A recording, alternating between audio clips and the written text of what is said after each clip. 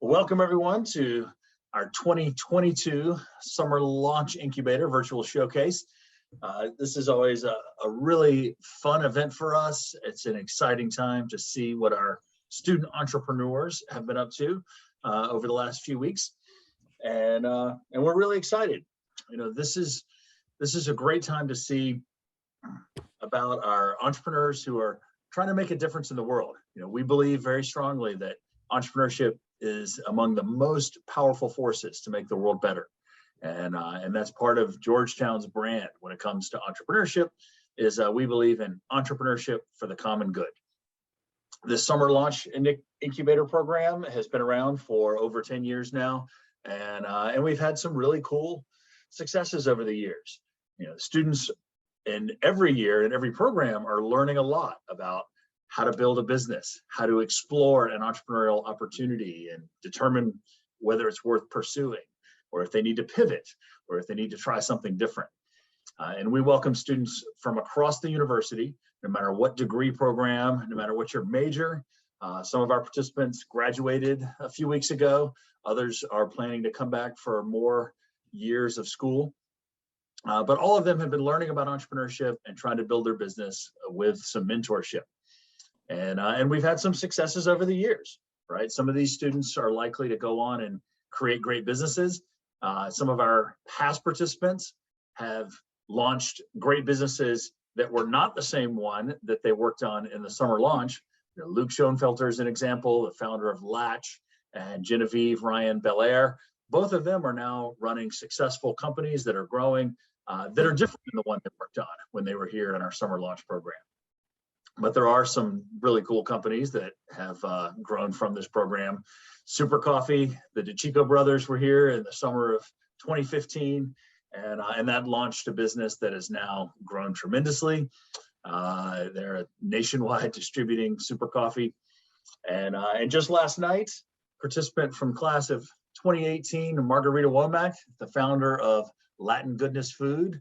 Her brand name is Mas Panadas. She won the Mid-Atlantic Entrepreneur of the Year Award. So that picture is less than 24 hours old. So we congratulate Margarita. In just a few years, her company has gone from a summer launch initiative, summer launch incubator participant, where she was just figuring out the first steps, to now she's winning really, really big awards. So we're looking forward to this year's class and what you guys are going to present today, and then what you may end up doing in the future. So congratulations to everyone for getting through the program. This program has been run by two amazing co-directors. I'm now going to turn it over to one of those co-directors, the managing director of our entrepreneurship initiative, just an amazing part of our community and a great leader. So Ben Zimmerman, over to you. Thanks, Jeff. Always a pleasure to be part of the Summer Launch Incubator, and it's a great way to kick off summer, and such amazing talent and just good people. Moreover, really, really good people. And I don't know who said this, but someone really smart said, surround yourself with good people and good things will happen. So we're going to hear from a lot of those folks. Going to go over really quickly here what the structure of this program really is. Started back actually in April. We got the group together in person on campus, safely, of course, at Georgetown back in April, and had a kickoff session there and learned about everybody. And then we all went off. Some people graduated, some people went off to different parts of the world, but we're all now virtually participating in the Summer Launch Incubator, and this is the culmination of that. So the cohort consists of students from all campuses. You'll see their bios soon enough. Undergrad, graduate, you name it. And they're on average 2 mentors per one team. So it's a kind of a 2-to-1 match, and very, very experienced mentors. And you'll hear from some of them later as well. And we had weekly workshops, driving home very specific skills to the students, and then they just went off and hustled really hard and found out if the problem they're trying to solve is legitimate, and pivoting and iterating on that. So tonight, what we're going to do We're going to hear from the 11 teams, and these 11 teams consist of between 1 to, some teams have 3 to 4 members of them, but most of the teams are one person. They'll present for 5 minutes, up to 5 minutes. We'll give a gentle nudge if they're over time slightly. This is not a pitch competition, so it's really about learning from them, and they're sharing their journey. The same will go for mentors. We will hear from the mentors that coached these students. They will go right after the students, about 3 minutes, and those will be really, really neat to hear about their experiences as well. There is an audience there. You cannot hear the audience, but the audience can chat, and we will be sharing some information in the chat feature of the Zoom. So please feel free to share, some nice feedback, positive things like, hey, would love to, reach out later with the teams. You can do that. And that is that. I'll largely be in the background, so I'll see you at the end.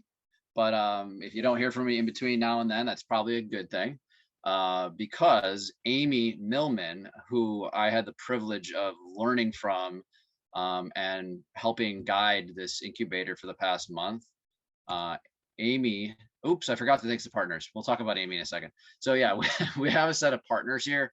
Very, very, very, very important. Like, we could not do this incubator. Amy is very talented, but without partners that you see across the screen here, we would just be very limited in our capacity. So this just absolutely illuminated and accelerated our ability to, reach various components of what we were doing on a week-to-week basis. So thanks to all this, the folks you see on the screen there. Some are very tightly knit to our community. Others are new to our community. We're really excited to continue working with them in the future. So thank you to our partners. Now, Amy. So I'm going to hand it over to Amy, and Amy's going to start us off in the Summer Launch Incubator. Thanks, Amy. Thanks, Jen, and thanks, Jeff. And yes, I want to reiterate the importance of all the resources that were basically made available to the students this 1 month. 1 month, we crammed all kinds of opportunities in on the content side, on the advice side, all kinds of amazing opportunities that you find at Georgetown and through this incredible program. And then we added, in addition to, augmented the expertise of the entrepreneurs in residence that have been working steadfast with the program, and all the programs run out of the innovation group here on campus, with other people from the community that have maybe not been involved with Georgetown in the past, but now are connected and have been instrumental in supporting the cohort this past month. It's amazing that it's only a month, but and that's really what I wanted to say. Nothing is done without the network effect, and you can't build a business without that. And I've learned that through my 20-something years of working with entrepreneurs. But everything, every success that I've ever seen is because they have had a network around them, kind of a womb of entrepreneurial expertise to help them get to the next level. So without further ado, because you're not listening to me, you want to hear what these entrepreneurs have built over the time, what they've learned, some of the big lessons, and then we'll ask one of their mentors to talk about the learnings during this time, what they've seen, and how it also relates to the whole experience of entrepreneurs. So what they learned working with one of their companies could apply to all the rest. So again, another teaching moment brought to you by the Georgetown Summer Launch Incubator. First up, we are going to have Mackenzie Lloyd talk about the new majority. Take it away, Mackenzie. Thank you, Amy. I'm going to share my screen here.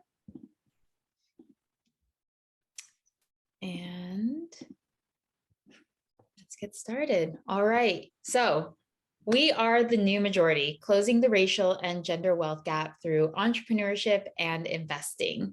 My name is Mackenzie Loy, and I'm co-founder and CEO of the New Majority. I just graduated from Georgetown with my MBA and MPP. And while there, I launched my other social enterprise, Homemade in DC, and really planted the seeds for the New Majority. Lucas Turner Owens is my co-founder and chief investment officer, and we met the first semester of the MBA. We were part of the same cohort, so it was a great cohort. Go Grays. All right, so we are the New Majority. We make it easy for everyday New Majority investors to invest directly into founders who look like them. Now, when we applied to the Summer Launch Incubator back in March, we were an equity crowdfunding platform. But after further customer discovery and research, we decided to take a human-centered design / lean startup approach and build an MVP that would really help us assess whether people actually wanted an equity crowdfunding platform focused on New Majority founders. So when we came into the Summer Launch Incubator in June, we had a much sharper focus and a more manageable product that did not require the SEC's approval. So next week, we are actually releasing our MVP. You can see it here. It's the Investor Circle. For $13 per month, members receive access to one New Majority founder with an investment memo. Our members can then decide if they'd like to invest in that month's founder. So keeping in mind our MVP, these were the 3 initial goals that I had sent to Amy and Ben. By June, we had tweaked them a bit. So what did we actually accomplish? At the end, well, today, we have put together our first product, the investment memo, and is launching next week. We opened up the floodgates for our customers. We're calling them the members of our New Majority Investor Circle. Currently, we have 13 paying members, a combination of monthly and annual subscribers. So in this month, we actually went from pre-revenue to revenue generating. And we also developed our key milestones for the next 2 years, where we're going in a game plan to achieving them. So how did we get here? We had a big focus this month on iteration, experimentation, what's our North Star, our KPIs. Initially, we were focusing on a free newsletter as our MVP, but over the past month, we've really focused in on the investment memo as our MVP. So the newsletter is really a top of funnel piece, and this shifted our focus from subscribers to paying members. In addition, when we launched, we used Bitly links, specific discount codes, and Google Sheets to really track our go-to-market efforts. And this is kind of, this experimentation is part of what I'm trying to build into my weekly structure as I go forward on this entrepreneurial path. We also refined how we approach customer discovery. So we went from like surveys and focus groups amongst friends to really building customer discovery with our members, our paying customers, into our operations. And we're really trying to dig into the behavioral side. So asking questions like, what's your financial guilty pleasure? And that will help us build a more detailed customer profile that will, 1, allow us to better find our customers, and then 2, hopefully build a second revenue stream with sponsors who are interested in our target customers. And that's something that I talked a lot about with my mentors, Bob and Betsy. As was mentioned, this was a super fast month, but it did underscore something that the New Majority is really building on, which is the power of our community. So I attended SLAV's pre-launch event, and I actually met someone who then became our 7th customer. So always go to each other's events. And then always to that point is, if I can always be of any help to anyone on this call, don't hesitate to reach out to me, because we are all part of the same community. And then also, as part of that community, is not just your network, not just your customers, but also your team. So I've spent a lot of time over this past month working with my co-founder. We've had a lot of big conversations, hard conversations, to make sure that we're set up for future success. And hopefully, as we go into what's next, we'll build on that success. So we're going to continue to experiment during the summer. And this fall, we hope to secure our first sponsor and actually hold our first members event, so that by December, we hope to cross the 500 members milestone. So we are so excited to be building this community, this company. If you know of an organization who would like to sponsor our newsletter that reaches a passionate community with a disposable income, please introduce us. And then also, if you'd like to join the New Majority community and invest directly into a New Majority founder each month, please join us, share with a friend. This QR code will lead you directly to our membership sign up page. You can use the code MAXFAM to get 1 month free. And as everyone scans that QR code, I also want to say thank you to Amy and Ben and the rest of the Georgetown entrepreneurship team for putting on this great month. And to my mentors, Bob and Betsy, it's been great to work with you, hopefully now and hopefully in the future. And also thank you to the rest of the founders in the room. I'm really excited to be on this journey with such a passionate crew of other founders. So thank you. Thank you, Mackenzie. Wow, that was fantastic. And the learnings that you've had, and I did see a post on the chat from Jeff saying, woohoo, revenue. That isn't always the case, but here it is, just in 1 month, you're racking it in. And again, I will emphasize that ask. It's all about creating the crowd and getting everybody started in this. And so congratulations, Mackenzie. You're really a superstar. Okay, so now we're going to hear from the mentors. And I think, Robert, Yeah. you're the one who was picked. Yeah, can you see me? We can, yes. Yes. Okay, great. Yeah, so as you can see, Mackenzie's a superstar. She gave a very thorough progress report, and I love the fact that she included an ask at the end of it. So she even asked me to blog about New Majority yesterday, and I've already gotten some feedback. So she's not shy about the ask, and that'll serve her well when she goes out to VCs. Betsy Zeidman and I were Mackenzie's mentors this past month. It was a real delight. A couple of observations regarding the progress that Mackenzie has made since day one. We actually started on June 8th, so it's been a real quick ride. At the start of the program, Mackenzie had built a solid business model concept, but we all understood that she needed to make some iterations, 3 in particular regarding the MVP, which she alluded to, customer development, and newsletter content. So those were the 3 things we focused on this past month.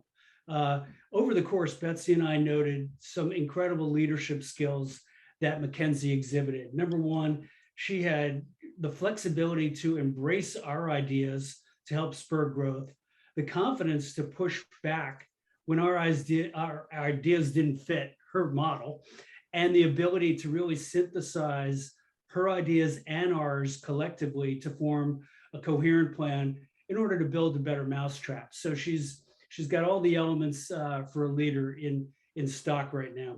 And the result was a more collaborative approach, which delighted us to work with her, and it helped spur growth. 2 key learnings that came out of this that she also mentioned in her presentation, so we're on the same page, was the expansion and deepening of the customer discovery process. We spent a lot of time on that to help her refine the customer profile, develop audience targeting that really hones in on the paid member prospects. And she's done a great job, and what will result is an ongoing customer feedback loop to help refine the product down the road.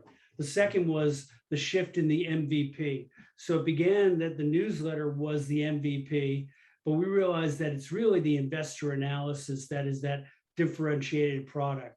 So now the newsletter is a gateway to attract members who will end up paying for the proprietary investor memo. And that creates a more valuable product the customers are willing to pay for. And we just realized the newsletter in and of itself wouldn't do that. Overall, Mackenzie has moved, as she mentioned, the New Majority from a pre-revenue concept to a revenue generating startup. And they'll have 1 more member after this, namely me. So she's well on her way of fulfilling her dream to building a social impact fintech company. Great job, Mackenzie, and I hope to remain a mentor and partner down the road. Thanks. Thank you, Robert. So next, we're going to hear from Charles Beecham Hinnant, whose company is Rave Me Away. Yep, thanks guys. I'm gonna go ahead and take over. Let's see if this works. Everybody see my screen? Yeah, it's coming up. There we go. Here we are. Are we ready? Yes, sir. All right, so hello everyone. Welcome to the 2022 SLI Showcase, and congratulations to my fellow presenters. I'm honored to be with here today. My name is Charles Sinnen. I'm from Norwalk, Connecticut, and I'm entering my final year at Georgetown School of Continual Studies, pursuing my master's in integrated marketing and communications. So ever since I attended my first music festival, I was in awe of the spectacle and scale these events provided and was instantly hooked. To date, I've been to over 15 different festivals and countless live events. However, did you know that there are over 250 medical incidents on average per music festival? That's almost one incident per paramedic. Rave Me Away is going to change that by giving consumers and owners alike peace of mind. The problem stems from a lack of innovation in health and safety.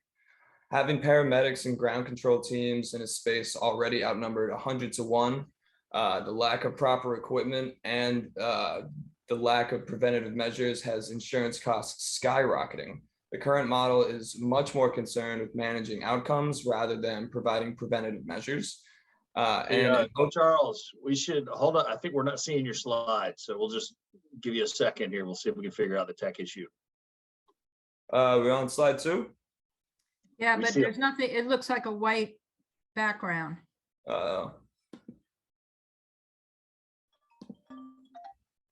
That's not good. Yeah. Aveline or Ben, do we have his slides? Yes. Let's see here. Is that better? Yep, There we go.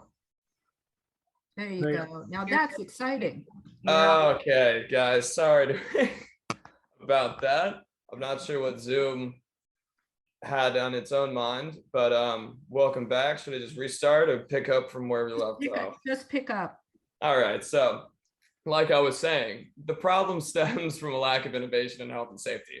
So like I was saying, paramedics are outnumbered 100 to 1. There's lack of innovation in the health and safety in itself, causing insurance to skyrocket. The current model, as I said, is really more concerned with managing outcomes than preventing them from happening in the first place. And over the past 20 years, 232 people have died and over 70,000 medical incidents have been reported at music festivals. Now, despite the national news coverage, the problem remains the same. This summer alone, there have been dozens of incidents at festivals, including a death at Summer Camp Festival, Lightning in a Bottle, Bonnaroo, Download Festival in UK, and even the Juneteenth Festival right here in DC. I care so deeply about this product because I live and breathe the festival culture. I've experienced these kinds of tragic events firsthand through the tragic loss of friends and being present at Astroworld 2021. I am the right person to be the solution to this for this marketplace because I want to give festival goers as well as owners and operators a peace of mind and a sense of security by giving paramedics the proper equipment to do their jobs the most efficiently and providing festival goers with a self-help solution. So the Rave Me Away wristband will provide owners a peace of mind by providing the GPS location technology for the users by means of active FDR tracking chips.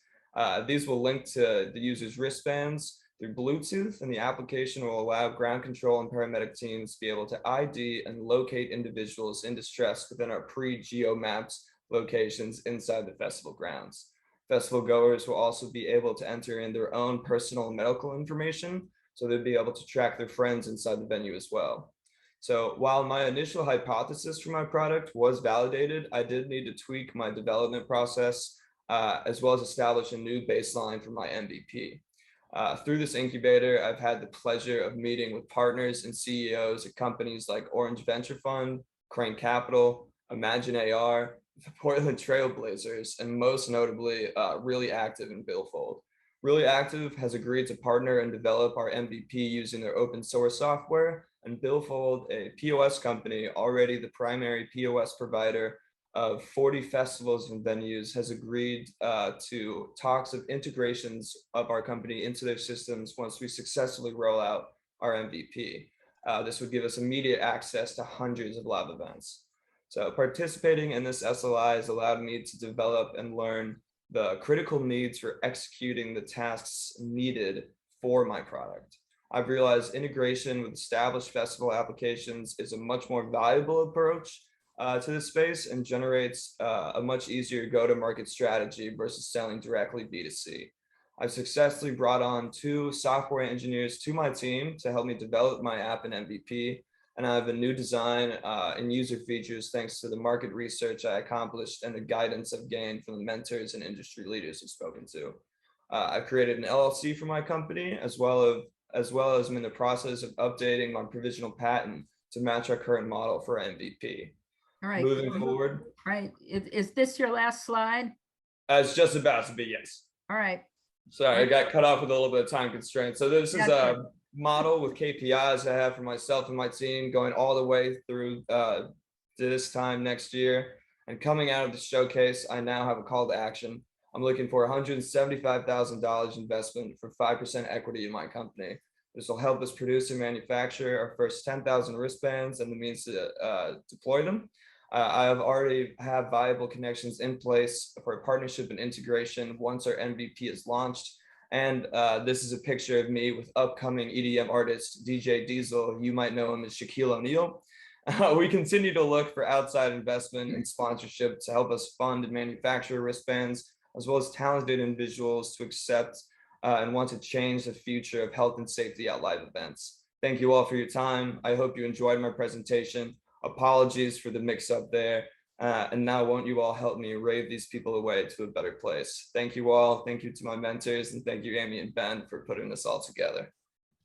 Awesome. This is so amazing. I mean, to have watched the development of your vision to something really concrete, I can't even tell you how thrilled I am about that. I believe your mentor, Rob Sorbonne, is going to talk a little bit about his learnings with you. Yeah. Hey, everybody. Can you guys hear me? Yep. All right. Perfect. So I'm Rob. Laura Lee Williams and I were fortunate enough to work with Charles over the past 4 to 6 weeks.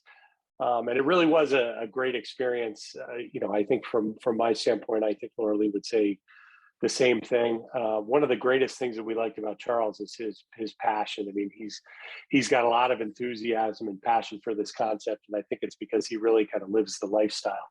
And so when we look at him, we saw a lot of things, a lot of qualities that are key in what I find as a successful entrepreneur. So he's got that passion there, and it's really just trying to harness that passion.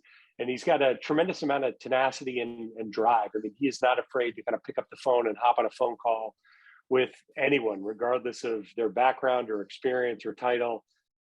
He gets kind of right in there. And so what we were really trying to do was work us and help him kind of focus that enthusiasm and not temper it, because we do think that that's one of the best qualities that he's got is kind of taking that passion, that enthusiasm, and kind of driving that into what he's trying to do with Rave Me Away.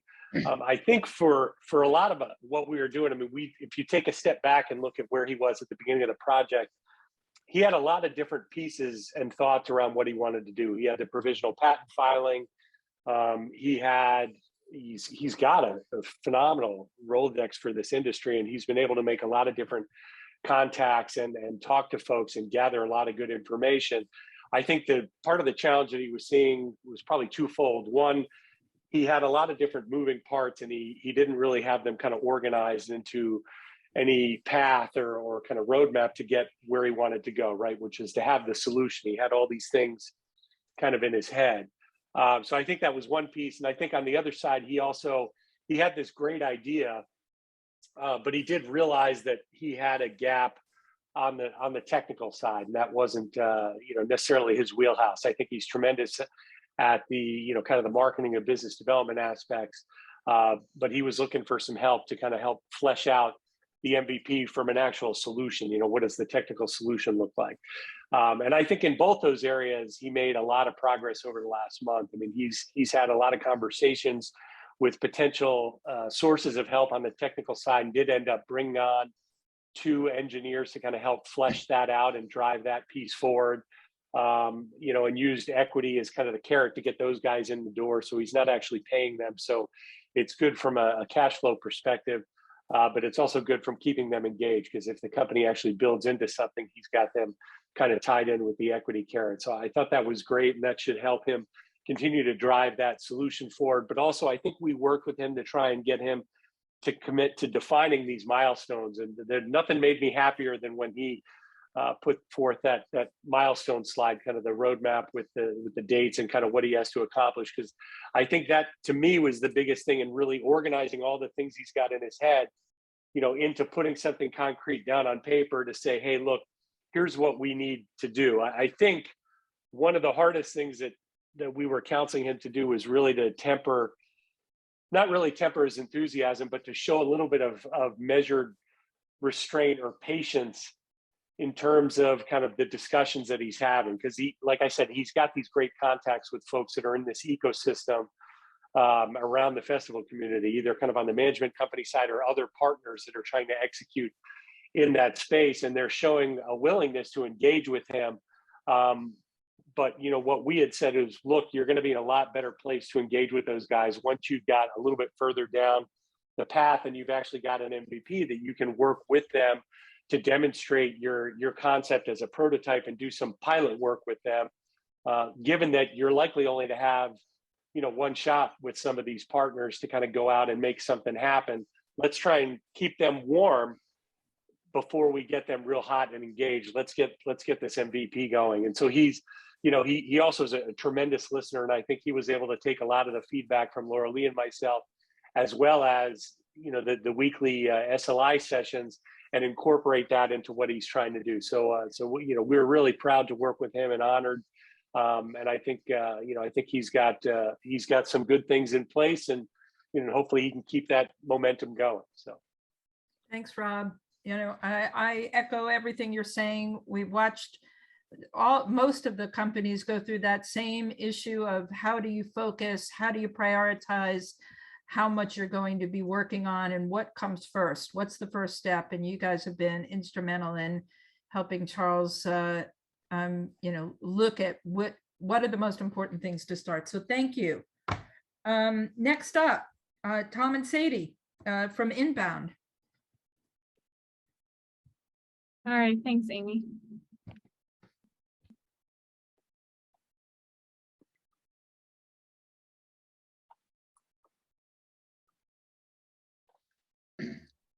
Hi, I'm Tom, co-founder of Inbound, a company that we've been working on for the past 2 years. Hi, I'm Sadie, co-founder of Inbound. For the past month, we've been working on strategies to incubate our hiring platform. There are 11 million open jobs and 6 million people actively searching for jobs. If you ask employers, 75% of them cite these 2 facts, saying there's a talent shortage. But there's passive talent that employers are missing out on, only hiring from that 6 million person pool. There is an Olympic-sized pool of 125 million who would leave for the right job. That is 80% of the workforce. Companies are focused on this talent shortage, but what they have is a hiring problem. And you know who's going to solve this hiring problem? 4 purple squirrels. What's a purple squirrel? It's a recruiting term that means an elusive, perfect hire. We want to help companies find theirs. In our team, we have Sadie, who has managed HR analytics at multiple tech companies. She has a PhD in the study of people at work. She has built and sold over $1 million of advanced software to the government and is the director of a data science team. She has the education and leadership experience. I served 7 years in Army Special Operations as a captain. After the military, I worked as a sales manager, increasing sales in 6 months in my 4-state territory over 100%. I've recently graduated from Georgetown Law, and I have the necessary sales and operations experience. Additionally, Arthur and Vindanch are our co-founders who know an alphabet soup of programming languages. They've successfully launched multiple apps and have redesigned numerous websites. They have the technical experience for this job. We designed Inbound, an AI-driven talent pool. Think LinkedIn with Tinder matching algorithms. First, the pool is a group of pre-qualified candidates. Instead of taking their resume around, applying to job postings, we're bringing your jobs to them. We match jobs to people. Second, we optimize based on fit. Fit simply means simple mutual interests.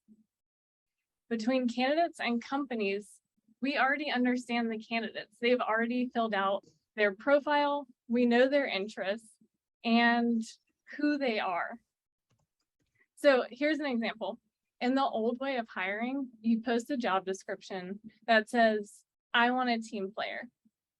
And then you get 100 resumes that say, I'm a team player. Veterans are high-speed team players. And without Inbound, you would never be matched on this mutual interest. For you, instead of reading resumes, we do all the matching work to make sure that you only see authentic team players. In fact, we could match your job with those 125 million passive job seekers and see if it would be a good fit. Think about your dream job being sent to your inbox right now. That's how we'll solve the hiring problem. But before our amazing team can start helping those 125 million passive job seekers, we needed to do a lot of work over the past month. We needed to create a marketing strategy, generate business development connections, and fine-tune our product development. Those 3 areas that you see on the left side of the screen. For marketing, we learned about B2B and B2C marketing strategies thanks to Anat and Carrie's mentorship. How to create a social media campaign and ensure that campaign had a consistent brand voice. For business development, we met with industry experts, we met with investors, and we continue to meet with recruiters to make sure we were solving their pain point as we iterated through our product development. And for the product, we surveyed over 188 employers, recruiters, and employees, finalized our MVP for our talent pool, and created our landing pages at careersinbound.com. It has been a busy month.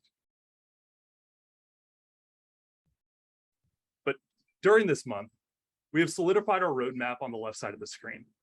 In the next few months, we have 3 big milestones that are culminating the years of hard work that we've invested and the growth over the past month. And we are excited. But right now, we are actively growing and adding candidates to the MVP talent pool and looking for partnerships with more small and medium-sized businesses willing to quantify their current job openings and receive candidates via email. If you know of a business or a business leader that wants to help veterans find jobs, please reach out. We're also looking to connect with early stage investors who are passionate about helping veterans and students find jobs. And thank you to Ben, Amy, Inat, and Carrie for this opportunity. Please connect with us. Reach out at careersinbound.com. Thanks. Thank you.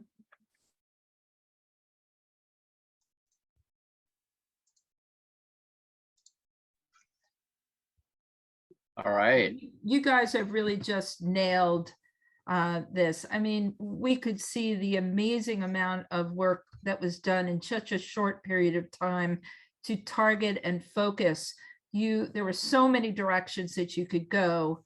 And I'm pleased to see that you have a very, very specific pathway ahead. And you couldn't ask for a more perfect time to do what you're doing. So congratulations. And so mentor Inat, will you be talking today? Sure. Yes.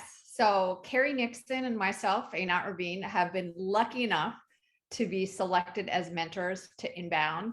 having the opportunity to work with Sadie and Tom. So Sadie and Tom have been professional, they've been focused, and they've been driven founders. So Inbound is in a unique position. Not only does it have to create a B2B marketplace, it also has to create a B2C marketplace, targeting both companies and candidates in the hiring process.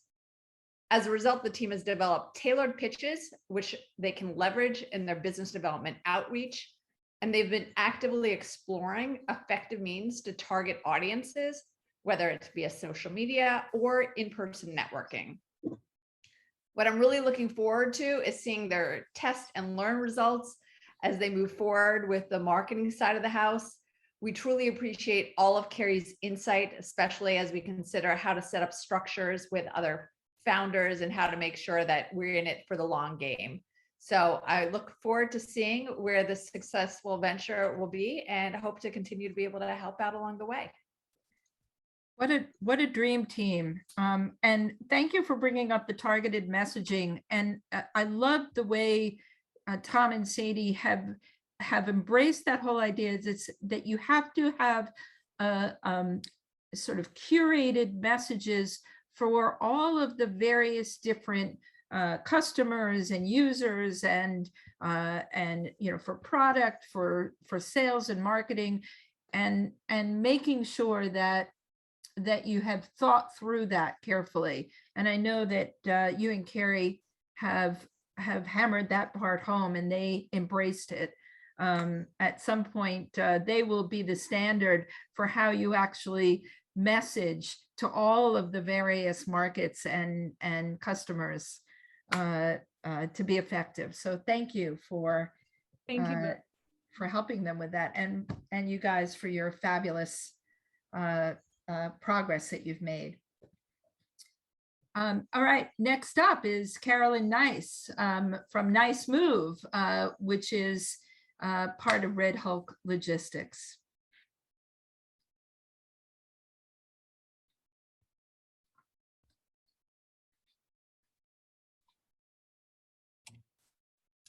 Okay, good evening, everyone. Let me get my timer going. All right, I'm Carolyn Nice, and I'm the founder of Nice Move. I have moved over 20 times in my lifetime and in counting.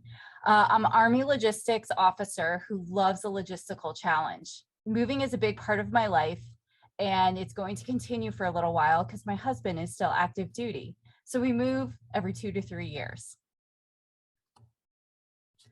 In the Army, a loggy is short for a logistics officer. No one notices when things like ammo or food or toilets don't show up, but when they don't, all of a sudden, everyone knows who the loggy is.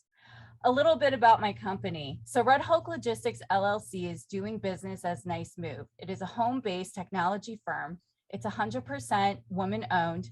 I am a disabled veteran, and it's a small business chartered in Virginia as of March 2020. So I won first place in Georgetown's Rocket Pitch, had an article featured in the Georgetown website, and I was interviewed by ABC's Channel 9 Cincinnati News, and had an article featured in the Disabled American Veteran Organization magazine. So I came up with this idea after a meeting at the Pentagon, which was a meeting that wasn't about the meeting that I was in. So Nice Move, the original MVP, was built and put through beta testing, and it was the ability to track household goods on a moving truck with GPS capability. Because as service members, we don't really get so much service support on where the truck is. This MVP worked, and it was made well. But what I realized, I didn't solve the problem. So the moving industry is a $9 billion industry with 81% of American households that actually move themselves. And I was kind of like, why wouldn't the 81% not want to use Nice Move? Okay, these are the two most important slides. So if you weren't awake before, wake up now. So in the Army, we say AAR, but for you civilians out there, it's called lessons learned. So I asked earlier, how could 81% of self-moving Americans not want to use Nice Move? Well, although the app was made correctly and it does what I wanted it to, I learned what I created was no good for the customer. I linked the GPS from the driver's phone to the customer's app. It wasn't good or convenient for the customer to ask the driver to track them. They didn't like it. Also, they use 3PL, third-party logistics, to share trucks. So the phone-to-phone GPS came with a lot of downfalls. And I was so impatient to put a product out there, I just built it. So I paid a consultant to research my customer. Yes, the most important part, I paid somebody to do it for me. And the data said I would make money in the first year. What I didn't do was survey and interview customers to see how they would feel about the product. So you see this cool little martini looking glass. I don't know if it was shaken or stirred, but that's pretty much. So at this point, I was in a proverbial fog. I couldn't figure out what the next move was. I knew I needed help. And this is where working the process in the program helped me. So through the conversation with my mentor, I was able to take a step back. And then I realized in order to be competitive in the market, I needed to find the smallest and most efficient GPS. But what I was creating in my head was my own salient characteristics of a GPS that wasn't even out there yet. The first MVP was a false start. So that's where I started. And then I realized I need to focus on a specific target market and ask for feedback from my customers. I was telling the customer what they wanted. The target market is right now service members who are moving. I learned to focus on my target market and to not change the target market. The updated customer surveys and interviews were important because my questions changed from the information I collected from the initial Nice Move app. So this information I get from launching MVP2, it will make or break the new business model, but at least I'm not in the if I build it, they will come phase anymore. So the purpose of MVP2 is to learn more about the customer. So I'm launching a simple A to B MVP to test a product market fit. So I partnered with Land, Air, and Sea, which is a US-based company. Then they offer a white label GPS service.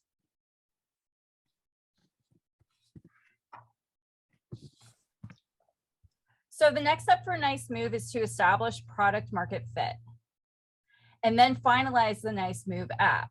So I'm recruiting advisors who are familiar with government contracting and with SaaS. I'm at the end, so I heard an alarm go off. You can wrap up. You can wrap up. Thank you. There is a $20 billion household goods government contract awarded to KBR's Home Safe Alliance to take the operation away from U.S. Transportation Command. In the agreement, the military moves will require moving companies to track all inventory digitally. And I can see a B2B pivot in the near future in order to be competitive in government contracting. Thank you so much. Thank you, Carolyn. I love how open and vulnerable you were about the whole entire entrepreneurial process.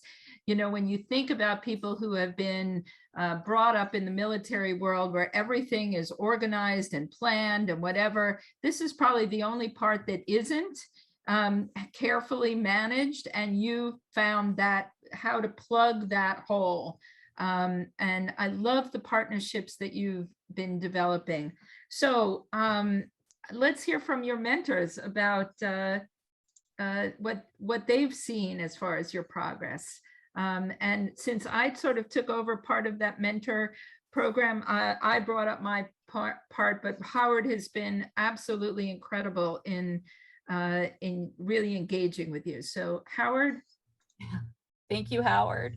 Yeah, well, awesome job, Carolyn. I'm very proud of your journey that we've taken here.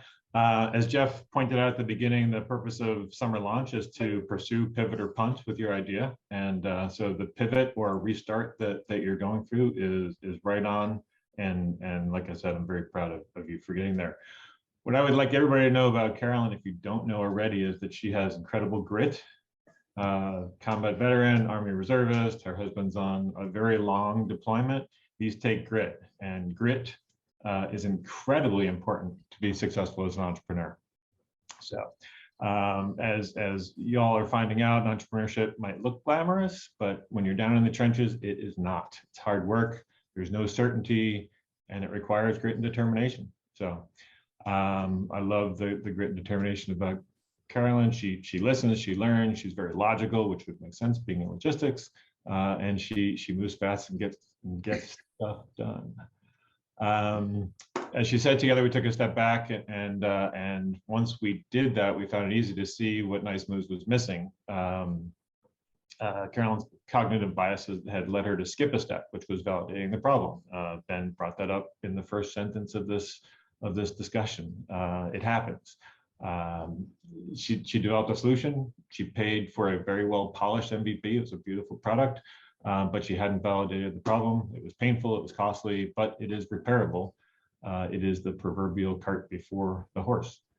So from this experience, 2 lessons are very clear that can be heeded by all, not just Carolyn.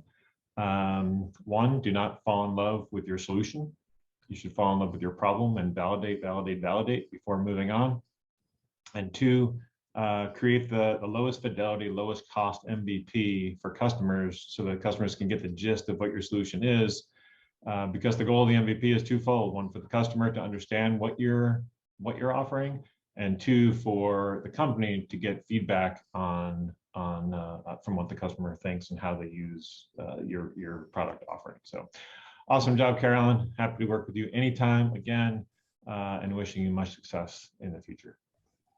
Thank you, Howard. Wise words were never said before. That basically puts a whole underline on the most important lessons that most entrepreneurs learn in their journey. So thank you for bringing that up. Next up is Juan Zabala from Remify. Sorry, it is a remedy. That's the hope. Juan, are you with us? Yes. Yeah, he's there. He's working his magic.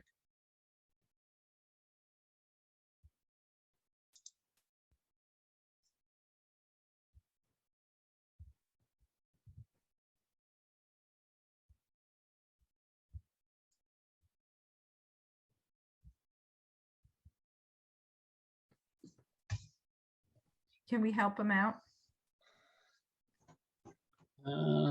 Maybe. Juan, you want to do? Did you send me your deck? Hold on. Can you see my screen now? Do I share it here? We can see you. Okay. Let's try this again. Now can you see my screen? Yep. Perfect. All right. Excellent. Sorry about that. No worries. Yeah. So first and foremost, thank you to the Summer Launch Incubator. I learned a lot. So I had this idea for a tech company, and I'm not a tech savvy guy. I just recognize that there's a problem in communities that I came from. So if for those that don't know, in the United States, there's about 16 million vacant homes that are abandoned at any given time. In Baltimore City alone, there's 15,032 vacant properties, which accounts to almost nearly $70 billion of lost property value or property taxes that are generated in the city per year. So I started looking at that problem and tackling it, and a lot of issues come from blight. You have high crime rates. There's been a lot of murders in blighted properties where you find bodies.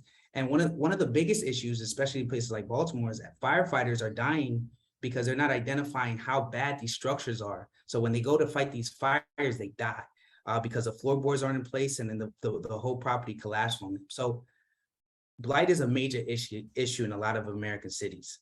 So what we're trying to do at Remify is to address this issue by creating a marketplace that addresses the root cause of these conditions. So on the left is a neighborhood in Baltimore City, completely blighted. All those structures are falling down. And on the right is a similar neighborhood in Baltimore where blight is non-existent. So ask yourself, in which neighborhood do you feel like you would be safer? In which neighborhood do you feel that people feel good about themselves? And what neighborhood do you feel that net worth and life outcomes are higher? This is why tackling blight is so important. So through this program and through the help of my mentors in the SLI, I was able to identify our target market and how to really hone in and address the issue and how to fix the problem. So when we're identifying our target market, we saw that we needed to help out the homeowner, because homeowners often fall on tough times. And by giving them more access to information, they can find government programs that allow them to fix their problems for the homes, let's say like a roof leak or a water heater, that's provided that allows them to connect to government grants that are available so that they can resolve those issues. And then we have our second target demographic, our market is the contractors who fix the problem, right? They fix the property, and we want to connect them to the problem so that they can fix them. And then the investor, we want to ensure that they understand what is coming in the areas where they want to invest. So oftentimes investors neglect areas because they don't know the strategic plan or the master plan from any given community. And then the municipal government, we want to ensure that those governments are able to generate income from these vacant properties, right? Because when they lose money, that means there's less, they have a lesser ability to pay for firefighters, lesser ability to pay for police, and it lowers the quality of the education for the young people that live in their communities because of lack of revenue. So how do we do it? So we worked on the minimum viable product. Again, thank you to my mentors, because they really helped me with this stuff. I didn't know anything about Wix, and Karam helped me out with that. So one of our minimum viable products, this is from the mobile app that we created. So this allows individuals to learn about the government resources that are available for homeowners, as well as report blight in their neighborhoods. So the quicker we can get that information, the faster we can solve the problem. Our second product is for the investors. This will give them information on blighted properties that are available to purchase, as well as a QR code that tells them about the master plan for that specific area that they're looking to invest in. And then at $99 a month, we have the contractors, who are one of the most vital pieces in this, right? Because we want to ensure that they're not only fixing the property, but they're doing it the right way. So on this app, they'll be able to get licensed and insured and bonded, as well as allow individuals who need to repair properties to request an estimate through our contractors. And let's not forget the municipal government and how we're going to help them. So what we want to do is address a lot of the issues that occur in those communities. So we want to identify the blighted properties, verify that they are blighted, and then help that segment to dispose of the properties. So whether that be through our own channels or working through third parties and connecting them so that they can dispose of these properties as soon as possible. So I came to Remify. It was a long journey to get to Remify. So I spent the last 12 years of my life trying to work in low-income communities to try to create equitable opportunity. So I believe in equality of opportunity, and the closer we get to that, the better the outcomes for these communities. So in the past, I've been a restaurateur, a restaurant owner. I've run for public office. I've been a realtor. I've even spoken in front of the House Democrat committees on blighted properties in the state of Pennsylvania. And what I recognize is that we can do a lot of good things in communities, but real estate and land acquisition is one of the greatest systemic barriers for a lot of people. So you'll notice that in neighborhoods that are more stabilized, it doesn't really matter what's going on there. If the neighborhood is stabilized, the life outcomes for the residents are much better. And if you go to areas where they're blighted, you see that individuals that live in those areas have a lower life expectancy because there's less resources available to them, and there's less economic prosperities in those areas. So here's a picture of some kids playing basketball next to an abandoned property, right? So when you live in poor conditions, for the most part, you don't recognize that you're poor. You don't recognize what the conditions that you're living in are. But it's our responsibility to do something about those conditions. And Remify is our way of being community activists, disguising it as entrepreneurship, right? So we want to make sure that we can create a system that allows for individuals to move up that social economic ladder and give them a better prospect for their lives. So moving forward, again, I mentioned I wasn't really a big tech guy. So I do need some help in identifying some web developers and data analysts, because there's more things that we want to do, but we want to start with these 4 core folks, target markets.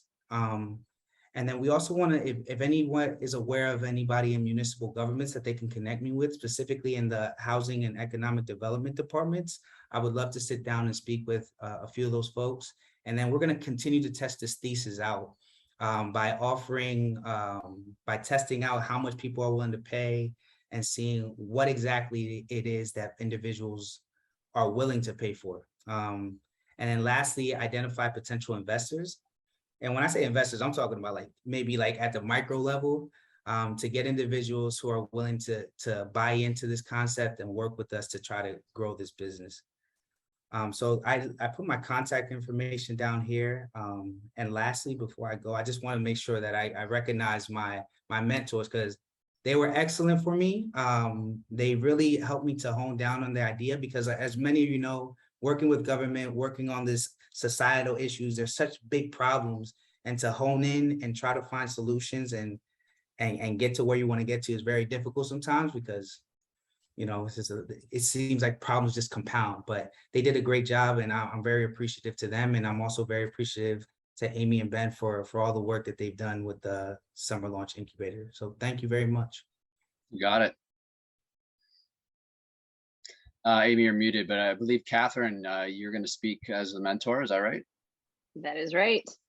Let it rip. Yeah, so my name is Catherine Weil, and I had the pleasure of getting to work with Juan and Remify along with our co-mentor, Karam. So we had a great, month-long relationship here, getting to know Juan and watching him tackle obviously a huge, very complex problem. He came in, he was very passionate about it, was ready to jump in to kind of start developing that solution and bringing in, a developer and going after investors. And we were able, kind of taking a step back to look at, validating the problem. We know there's a problem, like, are there validated, consumers who are going to pay for a solution? Who are they? What is their problem? And is the solution you think, the solution that they have? And so he's done a really great job about digging into that a little bit more, identifying, for key stakeholders and consumers, and has done some market research and some customer surveys with them, and is, definitely on a great track to start pushing out his MVP and really testing this idea, and tackling a really large, complex problem that has, socioeconomic and political and personal implications for our communities. He has a great background in real estate, has been an entrepreneur for a long time, has worked in community development, and has all the skills to really kind of drive at something. So that's been really great to watch, and very excited to see him take this on, and happy to continue supporting in any way. And I wish you all the best. It's been really great watching you take this beast of a problem, and really kind of honing in a clearer pitch on it. Thanks, Catherine. It's really a global problem. And as one knows, I made a connection to him, to somebody in Australia who is, again, focusing on similar issues there. So he knows that at least there is, a tremendous market for this. How he focuses and how he gets his first validation on this will be exciting for us all to watch. So thank you, Catherine and Karam, for guiding him along. Next up is Eslavi Parker, and she has an amazing background and also a tremendous vision on changing the way we look at investments and our lives and wealth building. So Eslavi. Yes, thank you. Can everybody hear me? Yes. Awesome. Well, like Amy said, I am Eslavi Parker, and I am the founder, CEO, and owner of Evolved Homes. Evolved Homes is an opportunity for accredited investors of color to invest in premium luxury real estate. And I'll share a little bit on how I got to this point. So I am currently a very proud global hospitality leadership student here here at Georgetown University at the School of Continuing Studies. And last fall, I decided to take a step back because I've had the opportunity to really explore the entrepreneurial ecosystem here in DC. And I really wanted to give myself that chance to dig a little deeper into entrepreneurial opportunities and avenues within hospitality specifically. And so as my professors tell me and are huge advocates of, they tell me to always be learning. So although I took a semester off, I was diving deep and discovering areas of opportunity and ownership in hospitality. And one thing that I realized from my vast experience in hospitality for over 20 years plus is that typically when you talk about hospitality, hospitality is focused on the management and operations side. And so one thing I was really keen on discovering is how can hospitality and ownership live in the same space? So I did some digging and found information on an amazing segment of hospitality on the residential side called branded residences. And these are like your Waldorf Astoria residences and the Ritz-Carlton residences. And diving a little bit deeper, wanting to get to the crux of the ownership piece, I discovered I discovered vacation clubs. And so one thing that I thought was really powerful about vacation clubs, and considering how interested I am in venture capital and entrepreneurship, was that vacation and destination clubs leverage a private equity model. And so my wheels got turning. And so my background, in the venture space, I also love to look at, how we can make things equitable and create socially engaging solutions that actually support folks and create opportunities for this unequitable target markets. And so I decided to create an opportunity that actually leveraged the power, luxury residential hospitality and destination clubs to really support the wealth disparity and the racial wealth gap. And so as we know, private equity typically falls within one class, which is accredited investors. And so that makes the market that we're targeting really niche for this particular solution. And so this really spurred me just wanting to learn more, who I could get involved. And so this is my current team. It's myself, my amazing team of my board of advisors, Sean Hazel, and I've also partnered with Core Architectural and Design, Schumann Rogers Private Information, and TIL, which is our general counsel. And so during the course of SLI, I was really fortunate to come into this opportunity. I wanted to look at developing a revenue model, performing market surveys, and developing a sponsorship outreach for fundraising or roadshow activities. And so through this amazing time with my mentors, we really capitalized a lot of things, kind of diving deep into the opportunities of where this concept could really create value in the market. So number one, we wanted to look at how we could de-risk this whole thing. And one of them is looking at the capital stack and the proposed fundraise in order to develop this venture. Understanding the market is a really key one. And then we slid into creating an opportunity for expressions of interest from the surveys that we will be leveraging to understand the market. And so as of right now, I have 2 expressions of interest that if they were to have a dollar value attached to them would be valued at $200,000, which is a great start at developing real estate assets. But we have some ways to go in order to create that superior appreciation value. And so what we're doing right now is we're looking at, this is a beautiful slide that we kind of dove into for the pre-launch.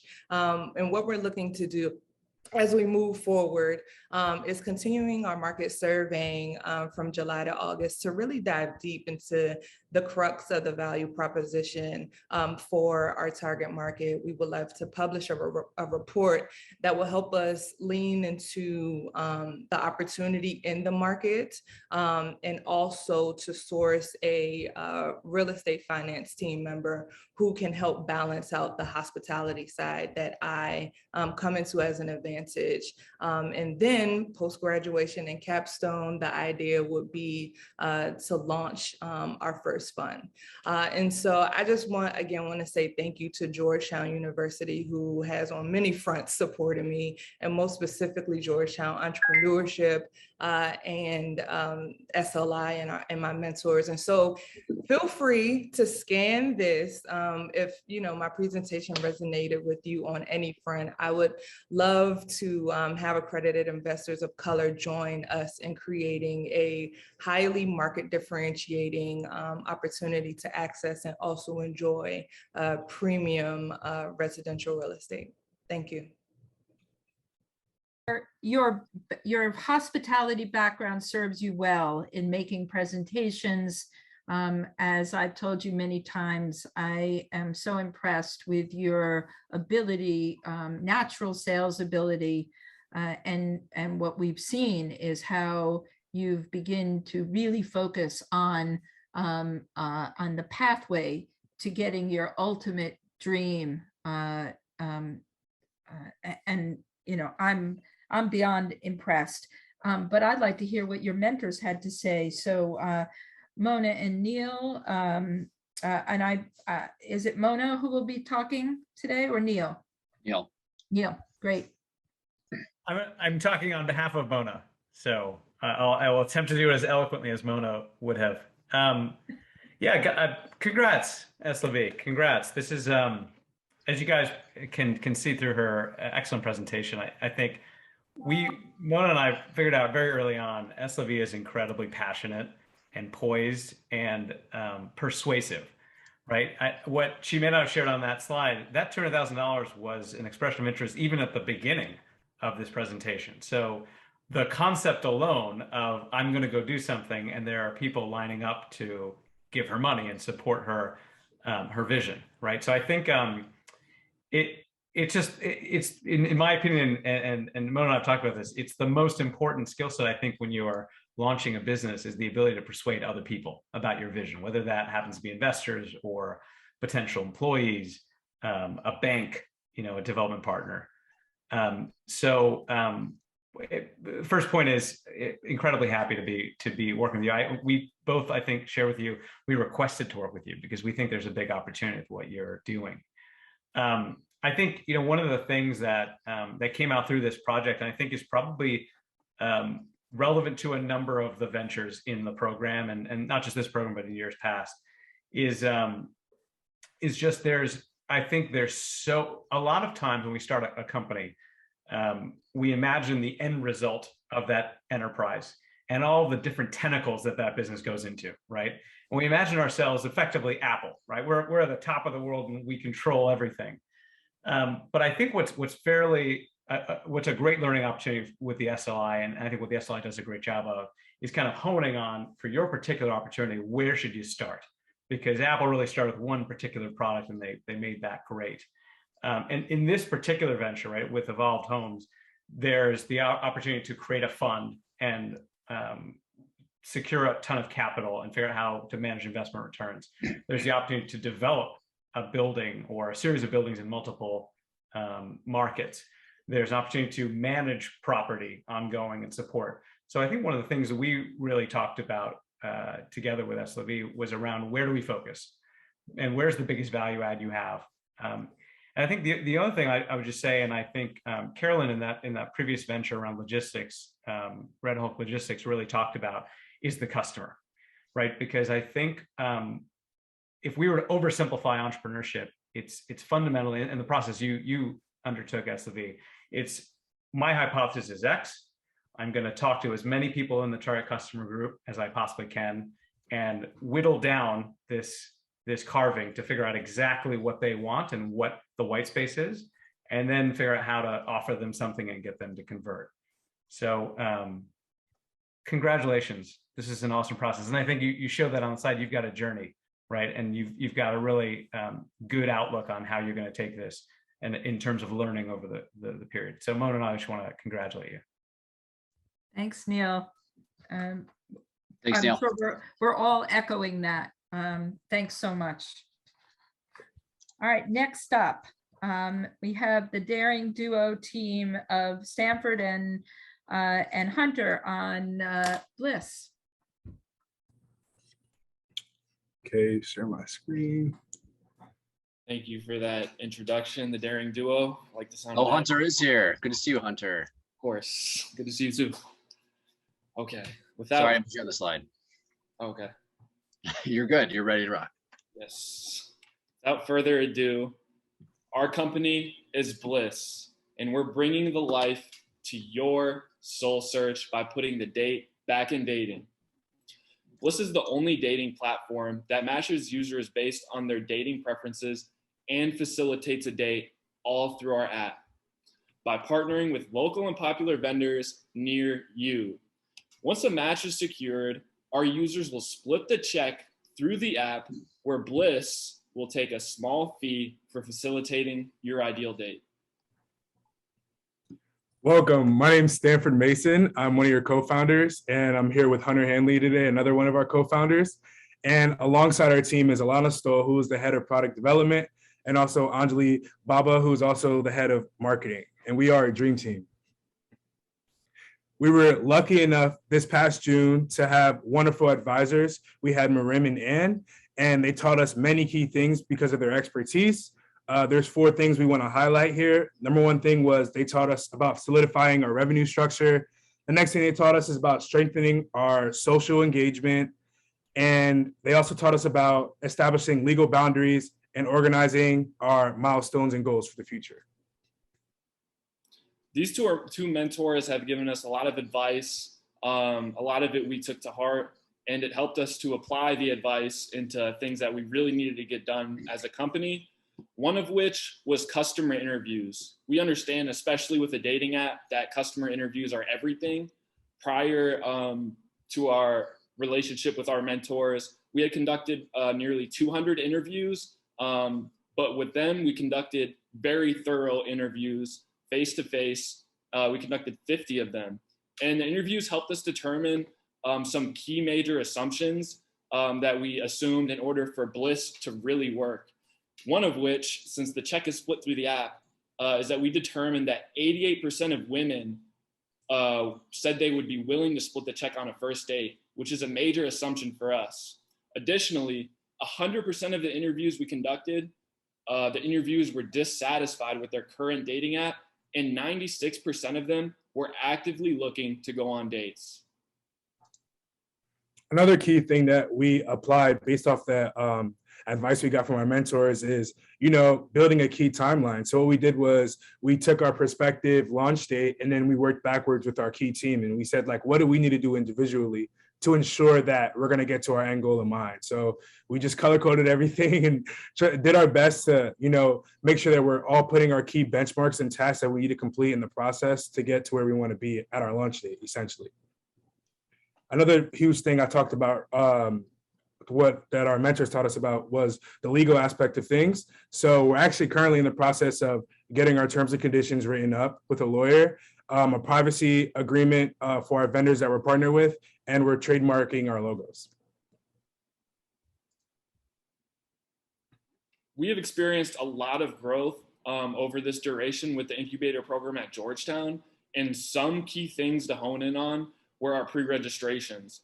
We were able to accumulate 79 more pre-registrations in the time of the incubator program, which is a big deal. That's what we're pushing to get more exposure, more eyes, and more pre-registrations means more users for when we launch our product. Additionally, we signed 2 social media liaisons to be a part of the Bliss team, and their signing increased our social media engagement by about 40%, and that number is going up. So what's next for Bliss? Hunter will explain. Immediately, I'm conducting beta testing in the Houston area. I'm taking 12 participants, 6 dates and 6 matches, and taking them through the process of what a date is like on Bliss. The beta testing will be huge and very key in our assumptions, and I'll conduct a very thorough interview afterwards to gauge the interest and thoughts of the participants in order to hone Bliss and make an even better product.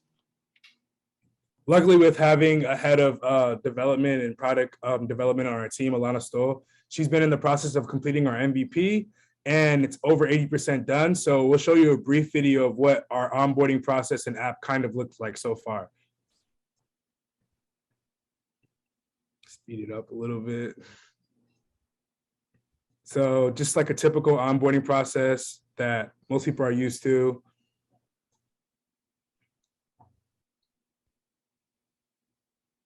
And then you would choose your date type.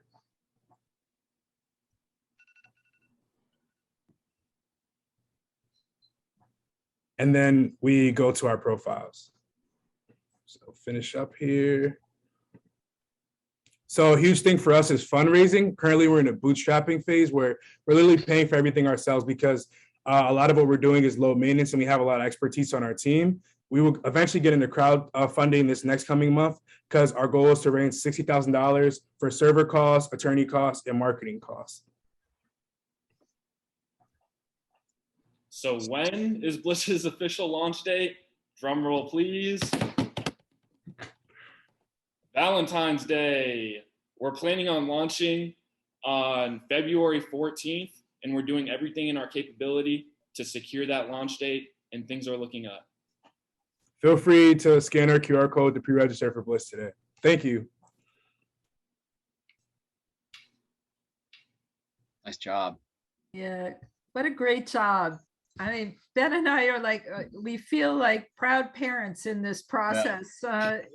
We've watched you guys with a concept, and I mean, this looks like a complete business right now, and great foundation for the development.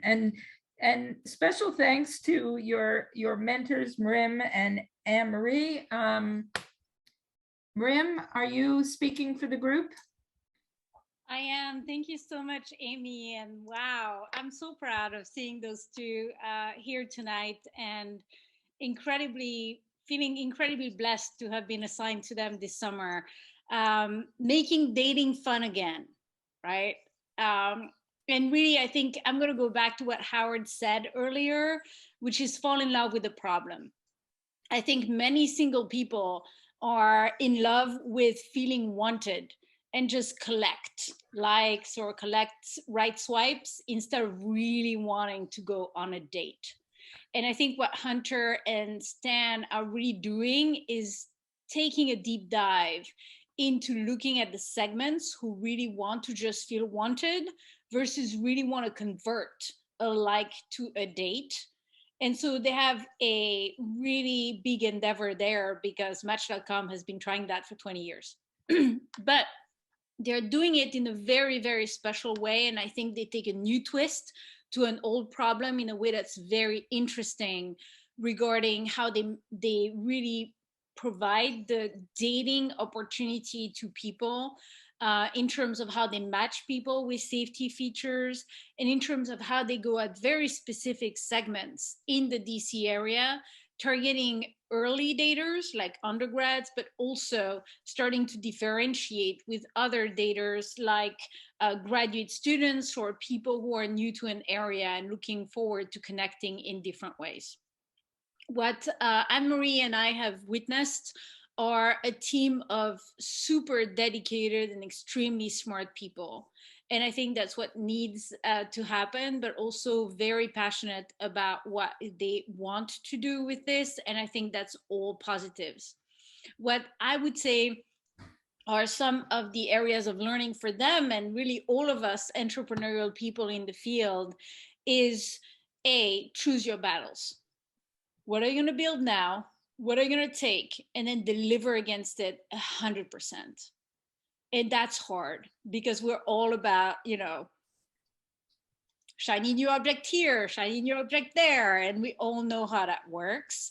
And I had COVID, other team members had COVID in June, and this is the permanent grit that you have to suffer yet show up, and really having that discerning, what do I do now? What do I say yes to? What do I say no to? It's not a no, it's a not yet. And so I think this month for me, and I hope for the Bliss team, was an exercise in discerning pushback about what to do now and what to do next, and what to put in the parking lot so that we can deliver 100% on the things that we take on. And I think that's not only for the Bliss team, but that's the purpose of those months sprints, to really decide and discern those things, and then communicate to mentors or figures of authority what we're going to be able to deliver on, and what we're just putting in the parking lot, and what we want to push back on based on gut feelings that might be confirmed with additional discovery and validation. I cannot say how proud I am of incredibly dedicated co-founders that I found in those two, and the whole Bliss team. And I wish them the very best as they continue to crack that very hard nut.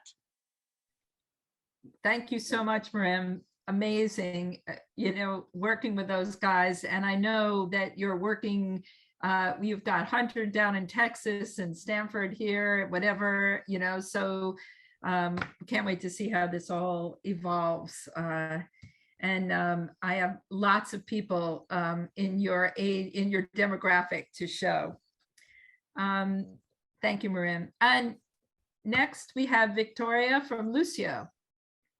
Hi, everyone. I'm just going to pull up my screen now.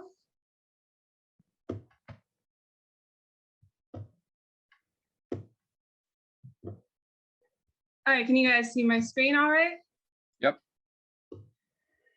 Okay, so I'm going to be presenting on Lucio, my company Lucio. My name is Victoria Gomez-Bornat, and I actually just graduated from Georgetown's Communication, Culture, and Technology program.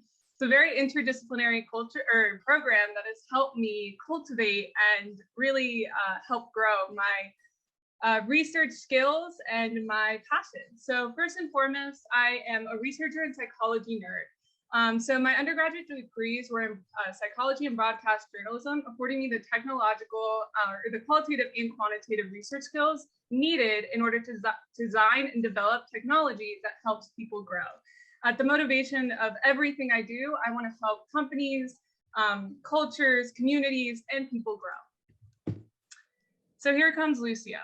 The pandemic 2020 hit, and as Bliss was mentioning, people were going online to make connections, but were really dissatisfied with their experience on dating apps. They're having, harmful interactions, a lot of frustration. So a lot of people went to gaming platforms instead, but found that a lot of the connections that they were making were not feasible due to differences in age and proximity, making it, pretty inappropriate and just not possible.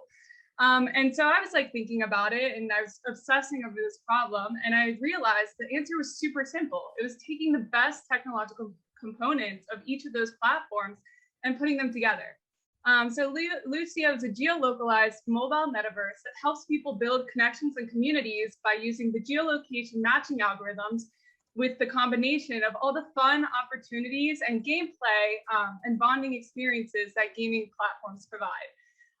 So that's just a little bit on Lucio. I will say it also incorporates small businesses because it's trying to help those communities thrive as well. I'm obsessed with the problem in the sense I see the metaverse is coming, and I don't like the direction that other companies are trying to take it. They're trying to replace reality while I want to supplement it. I want the online world, Lucio, to be totally integrated with real life. So there are local businesses that have virtual versions in Lucio, and people can play games and meet within Lucio and get discount deals and coupons to go to the in real life versions outside and offline. Building those communities online and offline and strengthening the ones that are already there. So because my program was such an interdisciplinary program, I was able to cater every single one of my classes towards the development of Lucio. And so going into the summer launch incubator, I already had completed the market research for the United States, wireframes, design proposal, and product development plans for Lucio. So my main goals coming into the Summer Launch Incubator was to develop a go-to-market strategy that was creative and original, to develop the website and the prototype, and to build a network that supports and is passionate about the Lucio vision. And finally, is taking steps towards finding a technical co-founder that aligns with the values of Lucio. And so was I successful? Because through the help of my mentors, specifically Miguel, Stephen, and Fanny, I actually figured out a go-to-market strategy that hasn't been tapped yet, which is becoming a Twitch streamer, building a community on Twitch where a lot of my target market already is, and using that community to conduct consumer interviews, beta testing, and eventually moving that community to Lucio once it launches. And so next this is the one thing that I came in. I had done the US market research because I was comfortable with it. You know, I grew up in the United States. I knew very much about the dating culture just from being a part of it, and the just friendships and how people build relationships with technology. And I saw that there was an opportunity to change the dating and relationship building dynamics. I already had a large network, so I was comfortable. But I wanted to see if there was something more, if there was a better market that Lucio could really thrive in. And what I found is that to go with the familiar, I went back to my Spanish roots. I grew up in the United States, but all of my family is from Spain.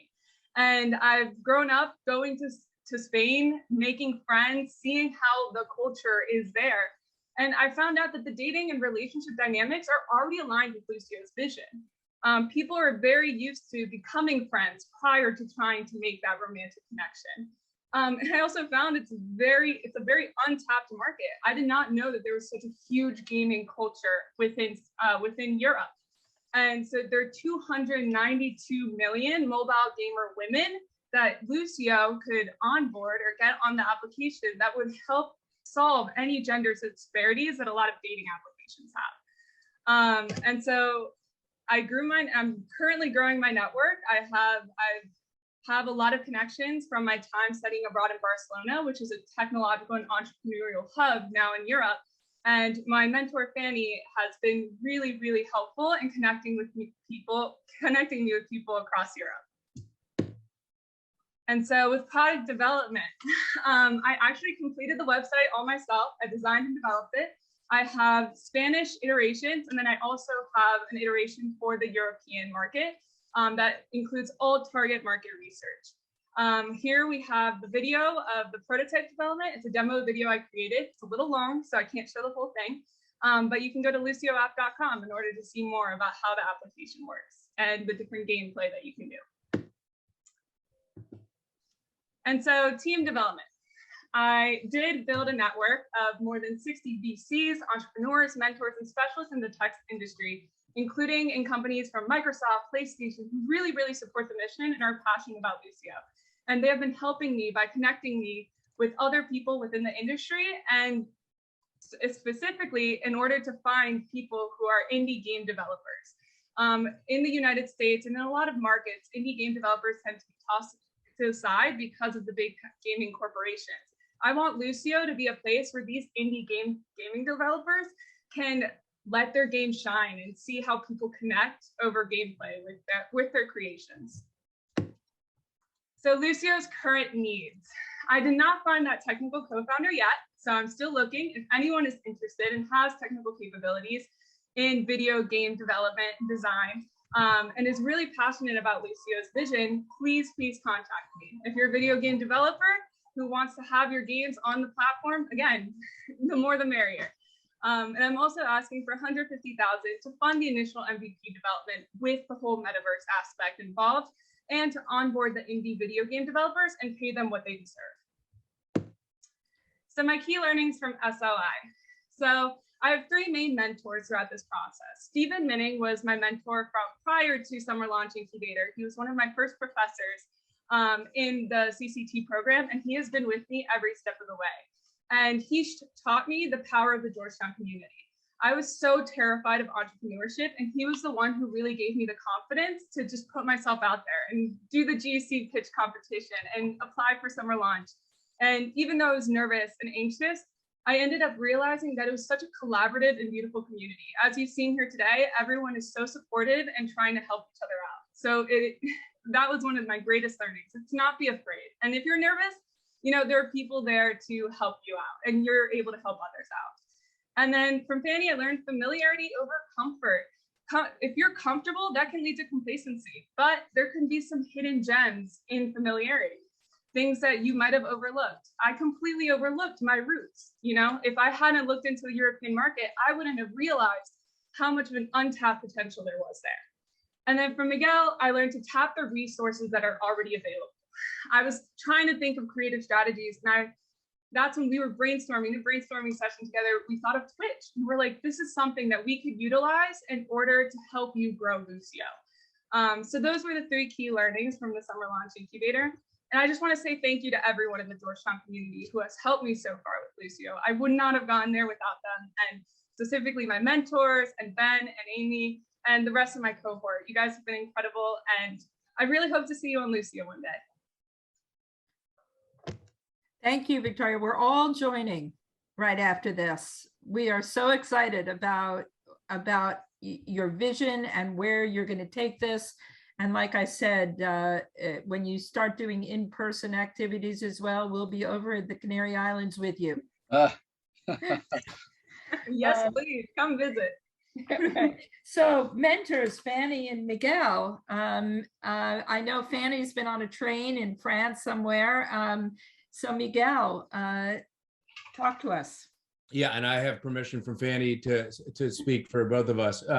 So I think this is either my 4th or 5th summer launch, and I don't know that I've ever known an entrepreneur in the program that has come prepared with this much, with as much groundwork laid as Victoria had. I mean, when Fanny and I first met with her, she presented us with a 45-page business plan and a professionally designed pitch deck. She had done extensive marketing analysis, conducted over 70 in-person interviews. She had SWOT analysis, pest analysis, a detailed pricing analysis. She had a 5-year financial forecast and mapped out different exit scenarios. She even had a 30-page, fully fleshed out branding and style guide for Lucio that included Lucio fonts and color palette. I mean, I don't even know if we have that at the company that I work at.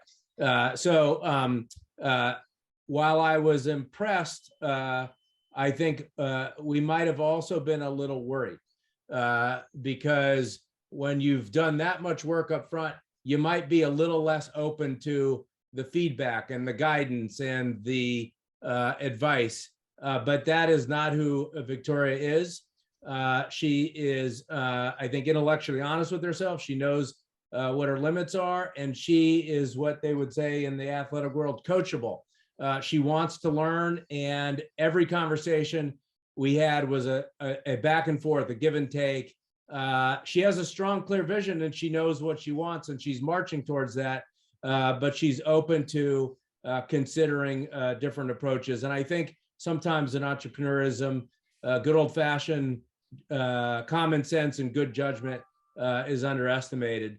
And she showed that in 2 specific areas that I think really helped her. She already mentioned one, which is, her MVP and go to her product launch. Her vision is to build a world, a metaverse, right? But it would be foolish for her for her MVP to be an entire world. So this approach that she's taking of starting a Twitch channel and then and building a community around her target audience and getting that feedback, and then at the same time building an MVP with off-the-shelf products with just the essence of what she's looking for, which is a way for people to sign up, fill out a profile, answer some matching questions, and then some casual games. She can start to see whether or not her thesis, which is a gaming environment being a great way to make real connections, if there's something there. And so there's that. And then this pivot to the EU, taking advantage of her Spanish roots, the fact that she's bilingual, the fact that frankly, it will be less expensive for her and perhaps even a little less friction in the marketplace, given some of the cultural differences regarding dating in the EU. So again, really proud of her to see her make these decisions through the SLI process that frankly are just smart, practical decisions. I think the last thing I'll say on more of a personal note, we made the discovery that Victoria graduated from a local Catholic girls' school. That's going to be the school that my daughter is going to start in the fall as a 9th grader. And I told Victoria after I got to know her a little bit that I really hope that maybe my daughter can meet her one day, not just because they'll have that connection, but because I think she's an amazing person with an amazing story, and frankly, regardless of where she takes Lucio, just a great role model generally. So congratulations, Victoria. Looking forward to following you along on this journey. Thanks, Miguel. Thank you. All echoed on our part in that experience with Victoria as well. So next up, Crypteach, Aditya.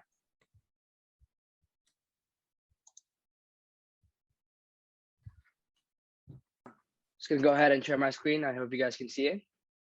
Yes. Okay, wonderful. So hi guys, I'm Aditya, go by Addy, and I'm the co-founder of Crypteach. You know, we're a crypto edtech startup. So yeah, basically the team. It was co-founded by me and a friend of mine, Charles Jolly. He's in the audience right now, and our CTO, his younger brother, Sebastian Jolly. The three of us go to Georgetown. Charles and I are rising seniors, and Sebastian's a rising sophomore. Charles and I have had a lot of experience in the startup space. I've worked in venture capital before, and Charles is currently working at the Citi New Venture Capital Fund, learning about the industry and how startups really grow, get funding, and butt into maybe unicorns or great exit ops. Sebastian's been coding at IBM since he's 14 and has been a really key element to this whole thing, keeping our costs super low and all of the technical stuff in-house. So a statistic that really stood out to us was the edtech market in the United States is valued at 106 billion right now, and it's going to reach a revenue of 377 billion by 2028. It's just crazy to see how this market is rising. So what are we? We're a crypto edtech startup, and our goal is to educate the younger generations about the benefits of investing in crypto with some key information. Our goal is to build a large presence during this bear market. Really give out the information that people need to be literate in this space at a time that's not really beneficial. We also want to kind of build a community where people can learn from each other and our courses, so that together people can learn more from each other and our experts. So what makes us unique is we're super up to date. We have content creators, people who write daily posts as well as weekly posts summarizing the market, sort of like morning brew for your average crypto addict. We're super affordable. The competitors in this market teaching stuff about crypto charge anywhere from $100 an hour for a private session to $3,000 for courses behind a paywall. We're mostly free, and a paid option, just goes to $4.99 a month. We have a super simple UI, so people can just really dig into whatever they want, not really get stuck down the crypto rabbit hole of going through Twitter, Discord, Google searches. And we're concise. We give you the information the way it is, no sugarcoating. So when we started the SLI, we wanted to start our second marketing run. So we're completely functional and have done like an alpha marketing run last October, November, and December. Our goal coming into SLI was understand how we can better target our market in the second marketing run and really go into our second objective, which was to grow and have traction.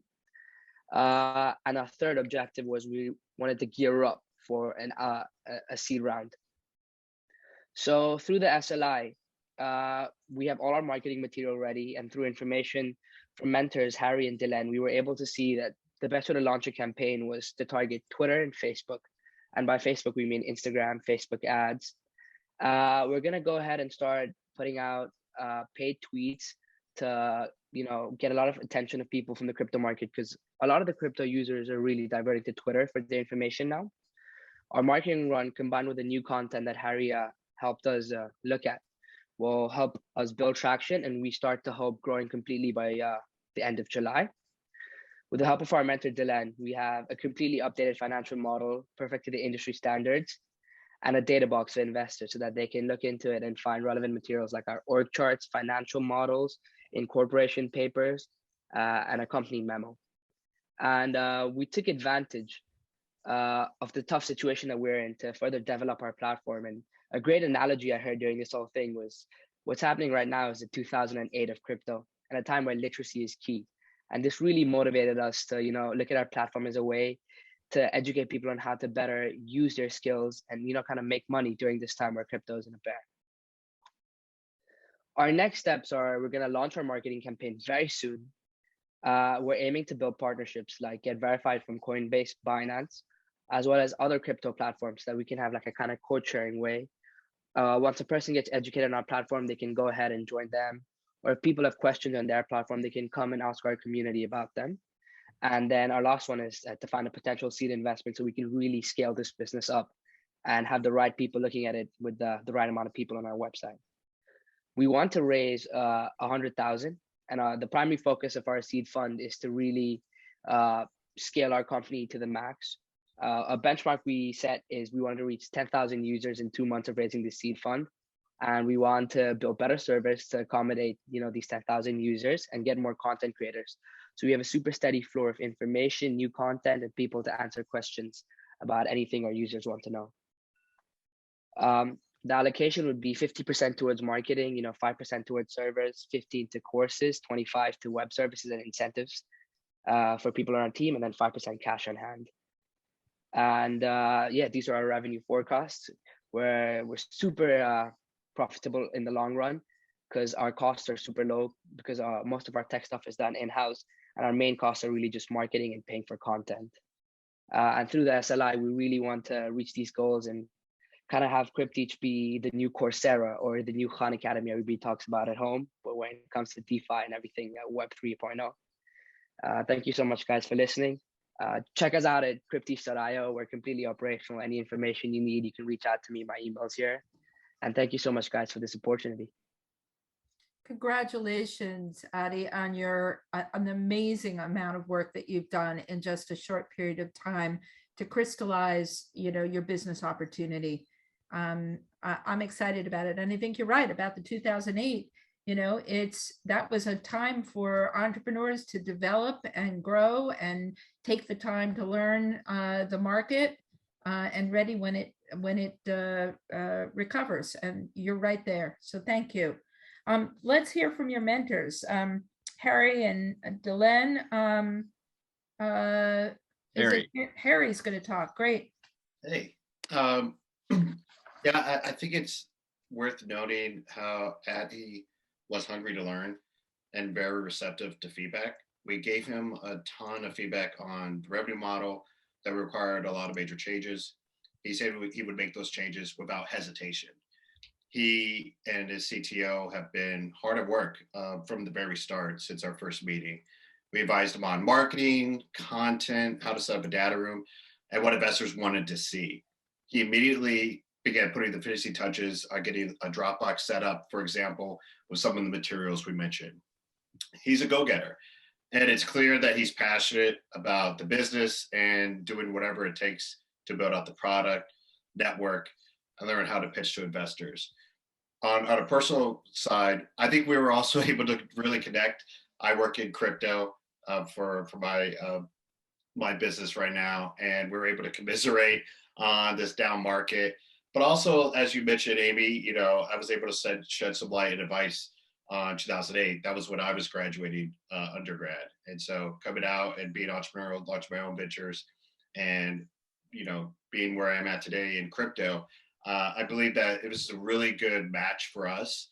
And I really believe that Adi has a future, not only with this business, but just in crypto Web3 ecosystem for a long time. So very impressed with him as a person, but also he really is compelling And I believe what he has built will be able to help a lot of other people that are trying to get into crypto. So Addie, congratulations to you, and I look forward to having some more chats with you soon. Thanks, Harry. Thanks, Harry. Okay, our next is Elizabeth Saunders from WellFed. Hi friends, I'm Elizabeth and this is my company WellFed Market. It's a mobile food sharing platform aimed to reduce food waste and connect communities through food. Think of this as the Facebook marketplace for free food. So I'm the youngest of four, so I often was left to do my own thing. I was conditioned to approach my parents with my solutions rather than with my problems. And my grandmother, my Nana, loved this. She loved listening to my crazy solutions. She was very creative herself. She survived the Great Depression by creating a food sharing system within her neighborhood. And years later, whenever I visited, she would always have locals just in her kitchen that she was feeding. So sharing and food just really meant a lot to my Nana. And she often used food-related metaphors to share her points. And so truthfully, she made me feel like I was going to change the world. In January of 2020, my Nana passed away. And because I lost her perspective, I began to think that my ideas were just not that great. I spent quarantine just reconnecting with her through her recipes. And during the pandemic, I began to think, how can I embody that connection food brings digitally, just as my Nana so frequently did with herself and with my community? And that's when I came up with the idea for WellFed Market. Because school was online, I spent my entire freshman year alone just dreaming about this app. I was a little too insecure to turn it into reality. But after I started my first semester of in-person college this last fall, I was shocked to see that what I had been envisioning for WellFed was actually being done by my peers at my university. At Georgetown, there's an exclusive group chat called the Free Food on Campus GroupMe. And so students here would post like events with surplus food or excess food from dorms and dining halls, and even asking students for ingredients. So I was so excited to see this all happening, and I wanted to learn more about this group. So ultimately, I conducted a survey and I studied them last fall, and I learned that this system is reliable and trusted by the Georgetown community. At its peak this past year, over 50% of Georgetown's undergraduate population was in this group chat. So this really just confirmed my insight that digital food sharing is a realistic solution to reduce both hunger and food waste. As I sat with this idea for a year and a half, I saw the opportunity to turn the group chat into WellFed Market. I received a lot of criticism. A lot of industry professionals don't really think this is going to work. They think no one wants someone else's leftovers. But I decided to pursue this app and just see where it takes me. I released the beta version during this incubator on June 6th. And I've shared it with Georgetown students, DC farms, food organizations across the DC area.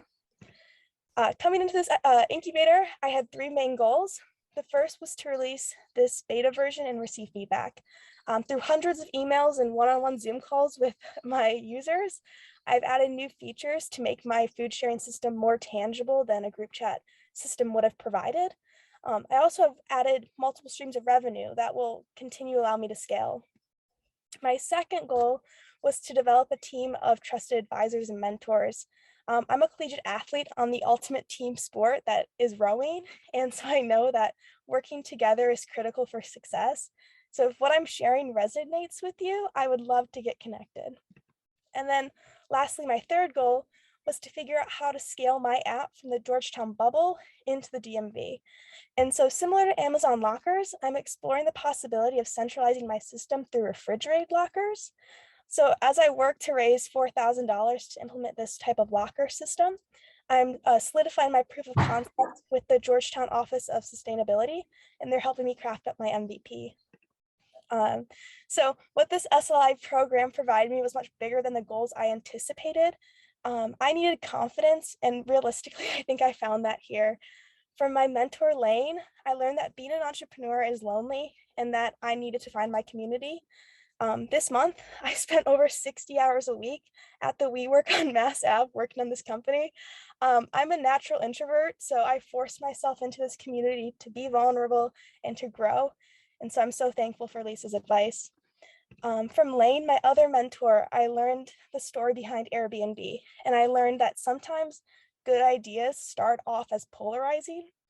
I have 4,000 undergraduate students at Georgetown that believe in this idea. I know that 40% of food is wasted in the United States, and 33% of DC residents are food insecure. So my consumer understands my vision, and that's what's really validating and exciting for me. And lastly, throughout this entire month, in the back of my head, I've been telling myself, Elizabeth, it's going to work, because that was my Nana's catchphrase for me. It was a great reminder as I faced a lot of rejection. And when things did get overwhelming, I started reaching out and asking for advice. And that's something that I don't really typically do. But I realized if you don't ask, the answer is always no. And I don't like no's. So I asked a lot this month, and I'm very thankful that I did. So this month I achieved the goals I set out to do, but most importantly, I have grown as a more confident developer. And I'd like to give the biggest thank you to both Ben and Amy, my mentors, Lane and Lisa, and this amazing cohort. I am so very grateful for the opportunity to connect people with food, just as my Nana did. So thank you all so much. You are awesome. And oh, I'm still muted. No, I'm not. And I've just been so amazed at your development and your steadfast focus on your particular vision. It's so strong. And to be honest with you, that's probably one of the most important indicators of success. So I can't wait to see how this grows and develops. Thank you. So Lane and Lisa, who's commenting? I will comment, Amy. Thanks, Lane. First of all, I just, before I say anything about that presentation, I just want to say that all of the presentations today have been absolutely extraordinarily good, and I'm just blown away. So congratulations to all of you for just making this very short sprint of an SLI incredibly productive and obviously successful. So congratulations to you and to the program runners, Amy and Ben, and all the mentors. As for Elizabeth, I am so fortunate that I was paired with her, and I know that Lisa Freelander feels the same way. And Lisa we were very lucky to have her because she has legal expertise that she lent not just to this particular mentorship, but also to the cohort at large. So I'm fortunate to have her with us. Elizabeth is a rare person who I would just say get out of her way. She is humble, and yet at the same time, she is going to move mountains. I have absolutely no doubt.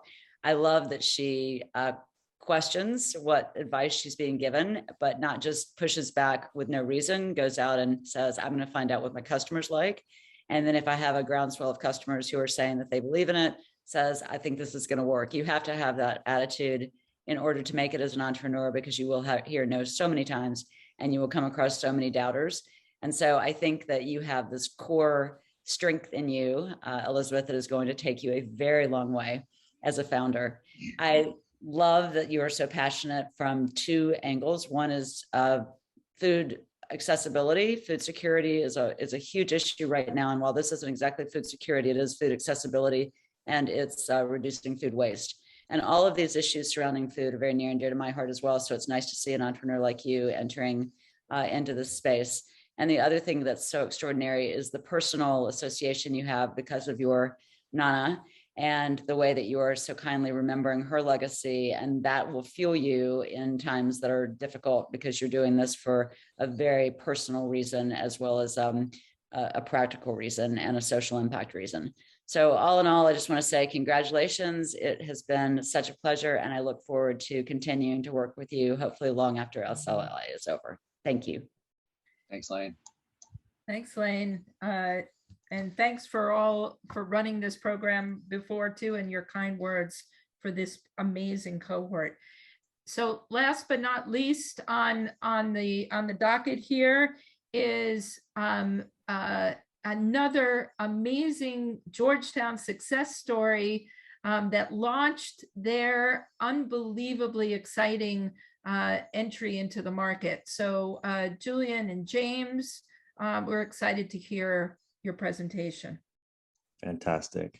Thank you, Amy. I will go ahead and just share my screen.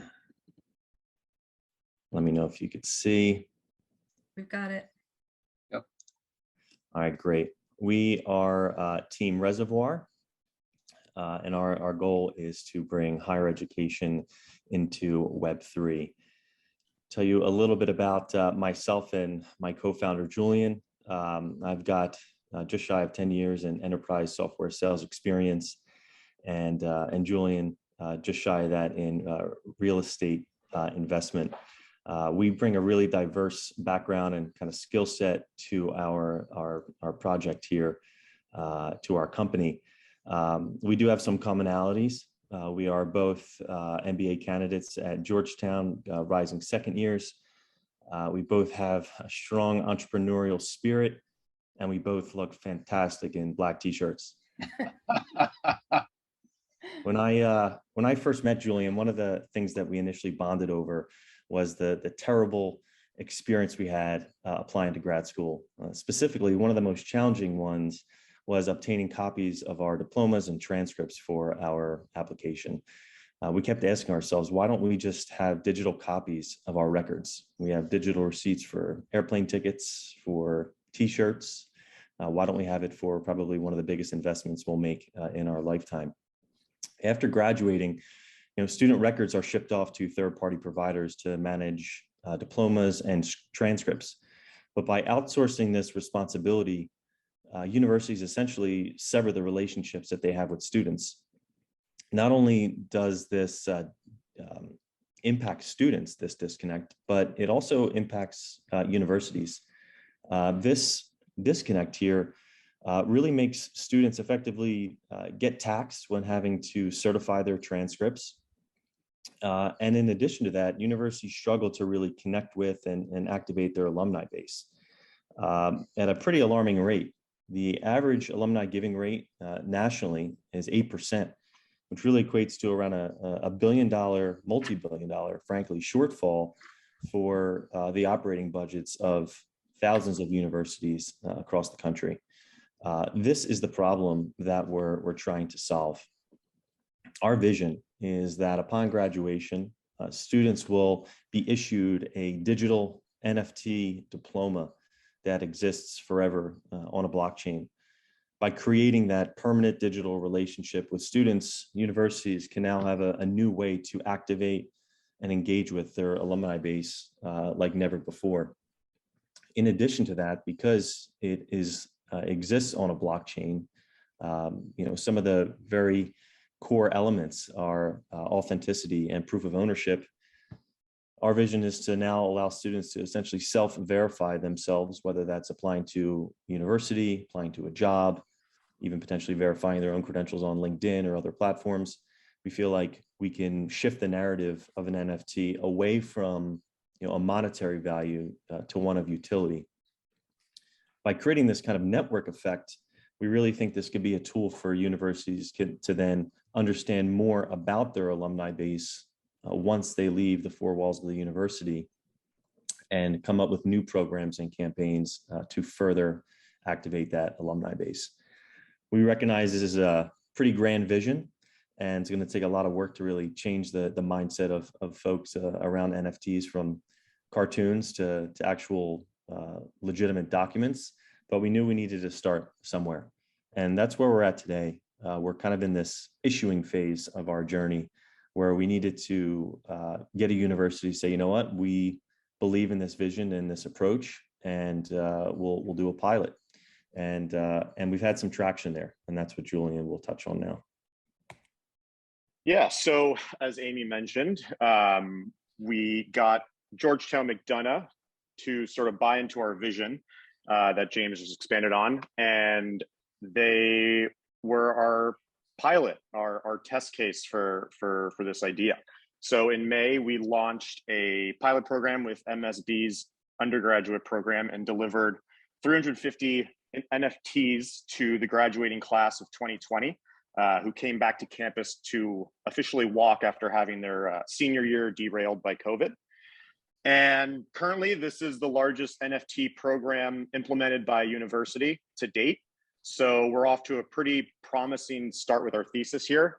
And I think what's really important to note is that we actually have revenue already. we're really proud about that fact, especially as an early stage startup, the fact that we already have revenue. So that's the first piece of traction. The second thing is we found two really interesting facts during our pilot. First is that we discovered that over 70% of the participating alumni already own crypto or NFTs. So we're seeing that this younger generation is absolutely using this technology.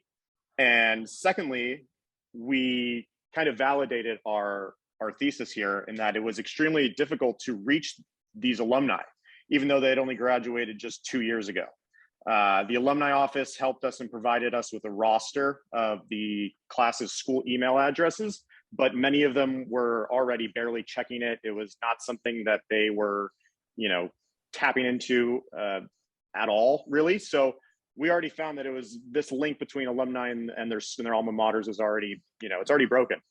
And then lastly, we had some pretty great follow-up meetings with Dean Grant, who was our shepherd throughout this whole process. She is the associate dean for the undergraduate program at MSB. And we have a verbal commitment to do this again in 2023 and build something even more special this time around. So we're really excited about that. And then we can go to the next slide. So learning. So at the start of June, at the start of SLI, we had 3 primary goals. First, we were struggling with how to approach our growth strategy and really wanted to solidify it.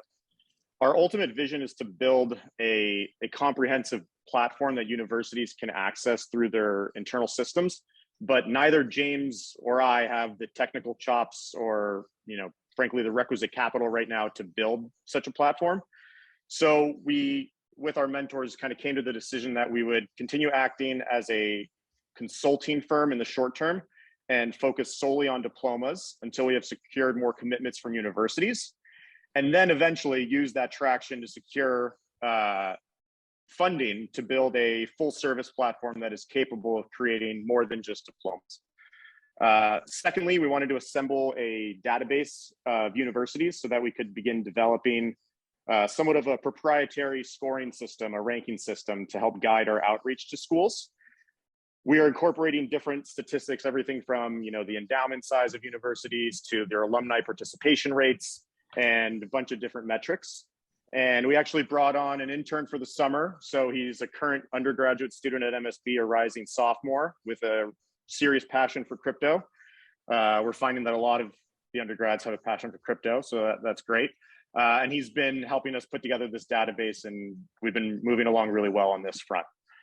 And then lastly, we aim to come up with a comprehensive messaging strategy. Amy actually touched on it earlier on in the day, but every single school we connect with will have very different needs and goals. It's going to be a very varied process as to what's our message for each school and each university. It's going to be completely different. So we're still working on this and how we're going to nail it down, but this is something we're really focused on working on in July and August for the remaining of the summer.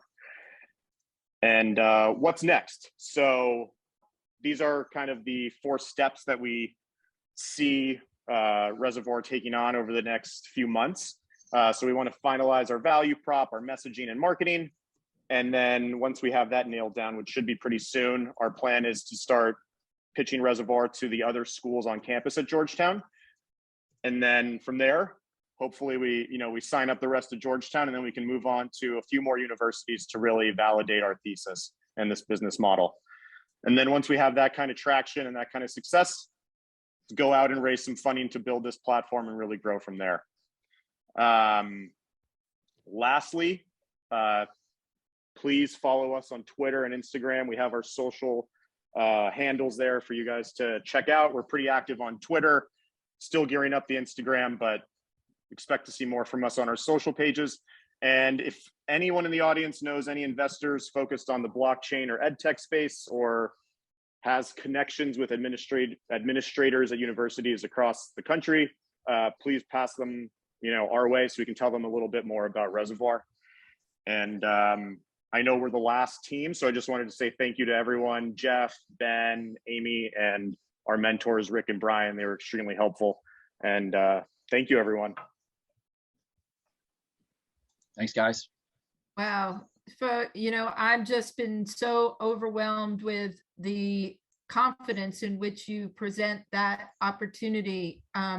You can see the future, and we're going along on that journey with you. And so we now have comments, and I think it's Brian, right? Yes, that's correct. Okay. So I know that we're late into the evening here, and so I'll be brief, but really, Rick Robinson and I really enjoyed working with James and Julian on this project. I think, a few quick comments I think that are interesting here. So one of the things that I think is really promising about this business is it's a really targeted market that they're going after, the reservoir is going after.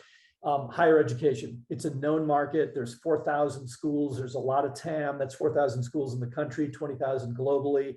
We know that most universities are not super tech savvy when it comes to the metaverse, at least in terms of how they're thinking about alumni engagement.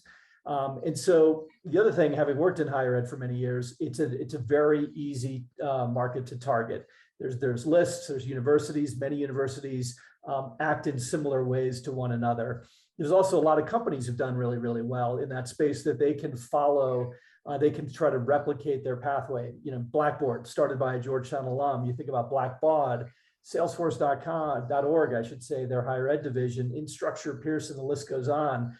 And so the other thing that is really interesting is they have picked a segment to go after, which is the alumni relations group, which, if you think about it, is the exact opposite of a cost center.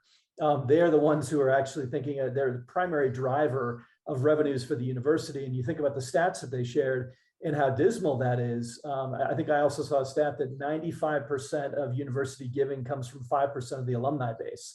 And so you think about the opportunity to change the financial dynamics there, and you've got a pretty big marketplace.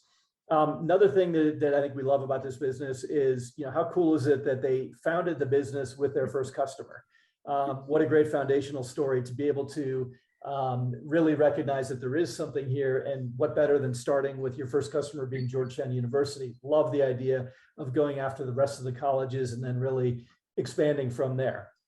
One of the things I think that the guys we've chatted about quite a bit is that understanding and really teasing out the value proposition fully is going to be important. And so, as an example, this class of the previous class who received these NFTs, getting some of their feedback, getting an understanding of what they're doing with those, how it's making them feel differently about the relationship they have with the university, I think is going to be really key to sort of paying off the promise of what they can do. If they're truly going to be the company that is going to help to dramatically change how universities raise money and engage a digital native group of alums, I think that's going to be pretty important to figure out. I think the other thing that is really key for these guys, and James, you touched on it, excuse me, Julian touched on it at the end, is who are they as a company and what are they going to become? And I think that's fine to be one thing now, but having eyes on what you will become. And so over time, history would tell us that turning into a product or a platform company that has a SaaS model is going to be probably highly more lucrative than being a consulting company. It's also going to help them develop a core set of technology that they can build a moat around, and really then monetize and become specialists. And so, the other thing that's interesting about this market, it is changing constantly. And I guarantee that, there's other organizations, other groups that are thinking about this. So speed to market and really thinking about developing that technology is going to be critically important. Last thing I'll say is pricing model. Could there be some opportunities whereby, as opposed to just sort of taking a fee to build something, that these guys can get in on the action, and it actually can be a rev share? That's where the revenue model can really, really take off. And so I think that's going to be an interesting thing for these guys to track. And so last thing I'll say, best wishes to these guys. Hopefully this is the next great business founded at Georgetown, like many of the others that we've heard this evening. So it's been a pleasure, I think, for Rick and I to work with these guys. And thanks again. And I'll send it back to Jeff and Ben and Amy. Thanks so much, Brian. I love when I hear from all of the cohort how valuable the insights have been from all the mentors. And I know from James and Julian, you hit the mark. So thank you so much for that. And I'm just feeling like a proud parent. So I'm going to leave it to Ben at this point to close us out. Yeah, proud parent's an understatement, and I won't talk long here. What you can see on the screen there are some things coming up this is being recorded, so we will also share this out with our community. We have a very long list ourselves of people that follow Georgetown entrepreneurship. So if people didn't see today, we will make sure that we broadcast this widely and folks know who you are and where you are at all times, kind of thing. But the gist is that I'm stealing from Jeff Reed. I have I guess I have the second best job in the world, because he always says he has the best job in the world. But it's pretty cool to surround yourself again with good people. And it just makes the day go by so much better. And, to see good people producing, it's pretty magical. So, keep that in mind as you proceed here with your businesses, everybody, and audience members as well. Keep up the great work, and we'll look forward to seeing you at our next event.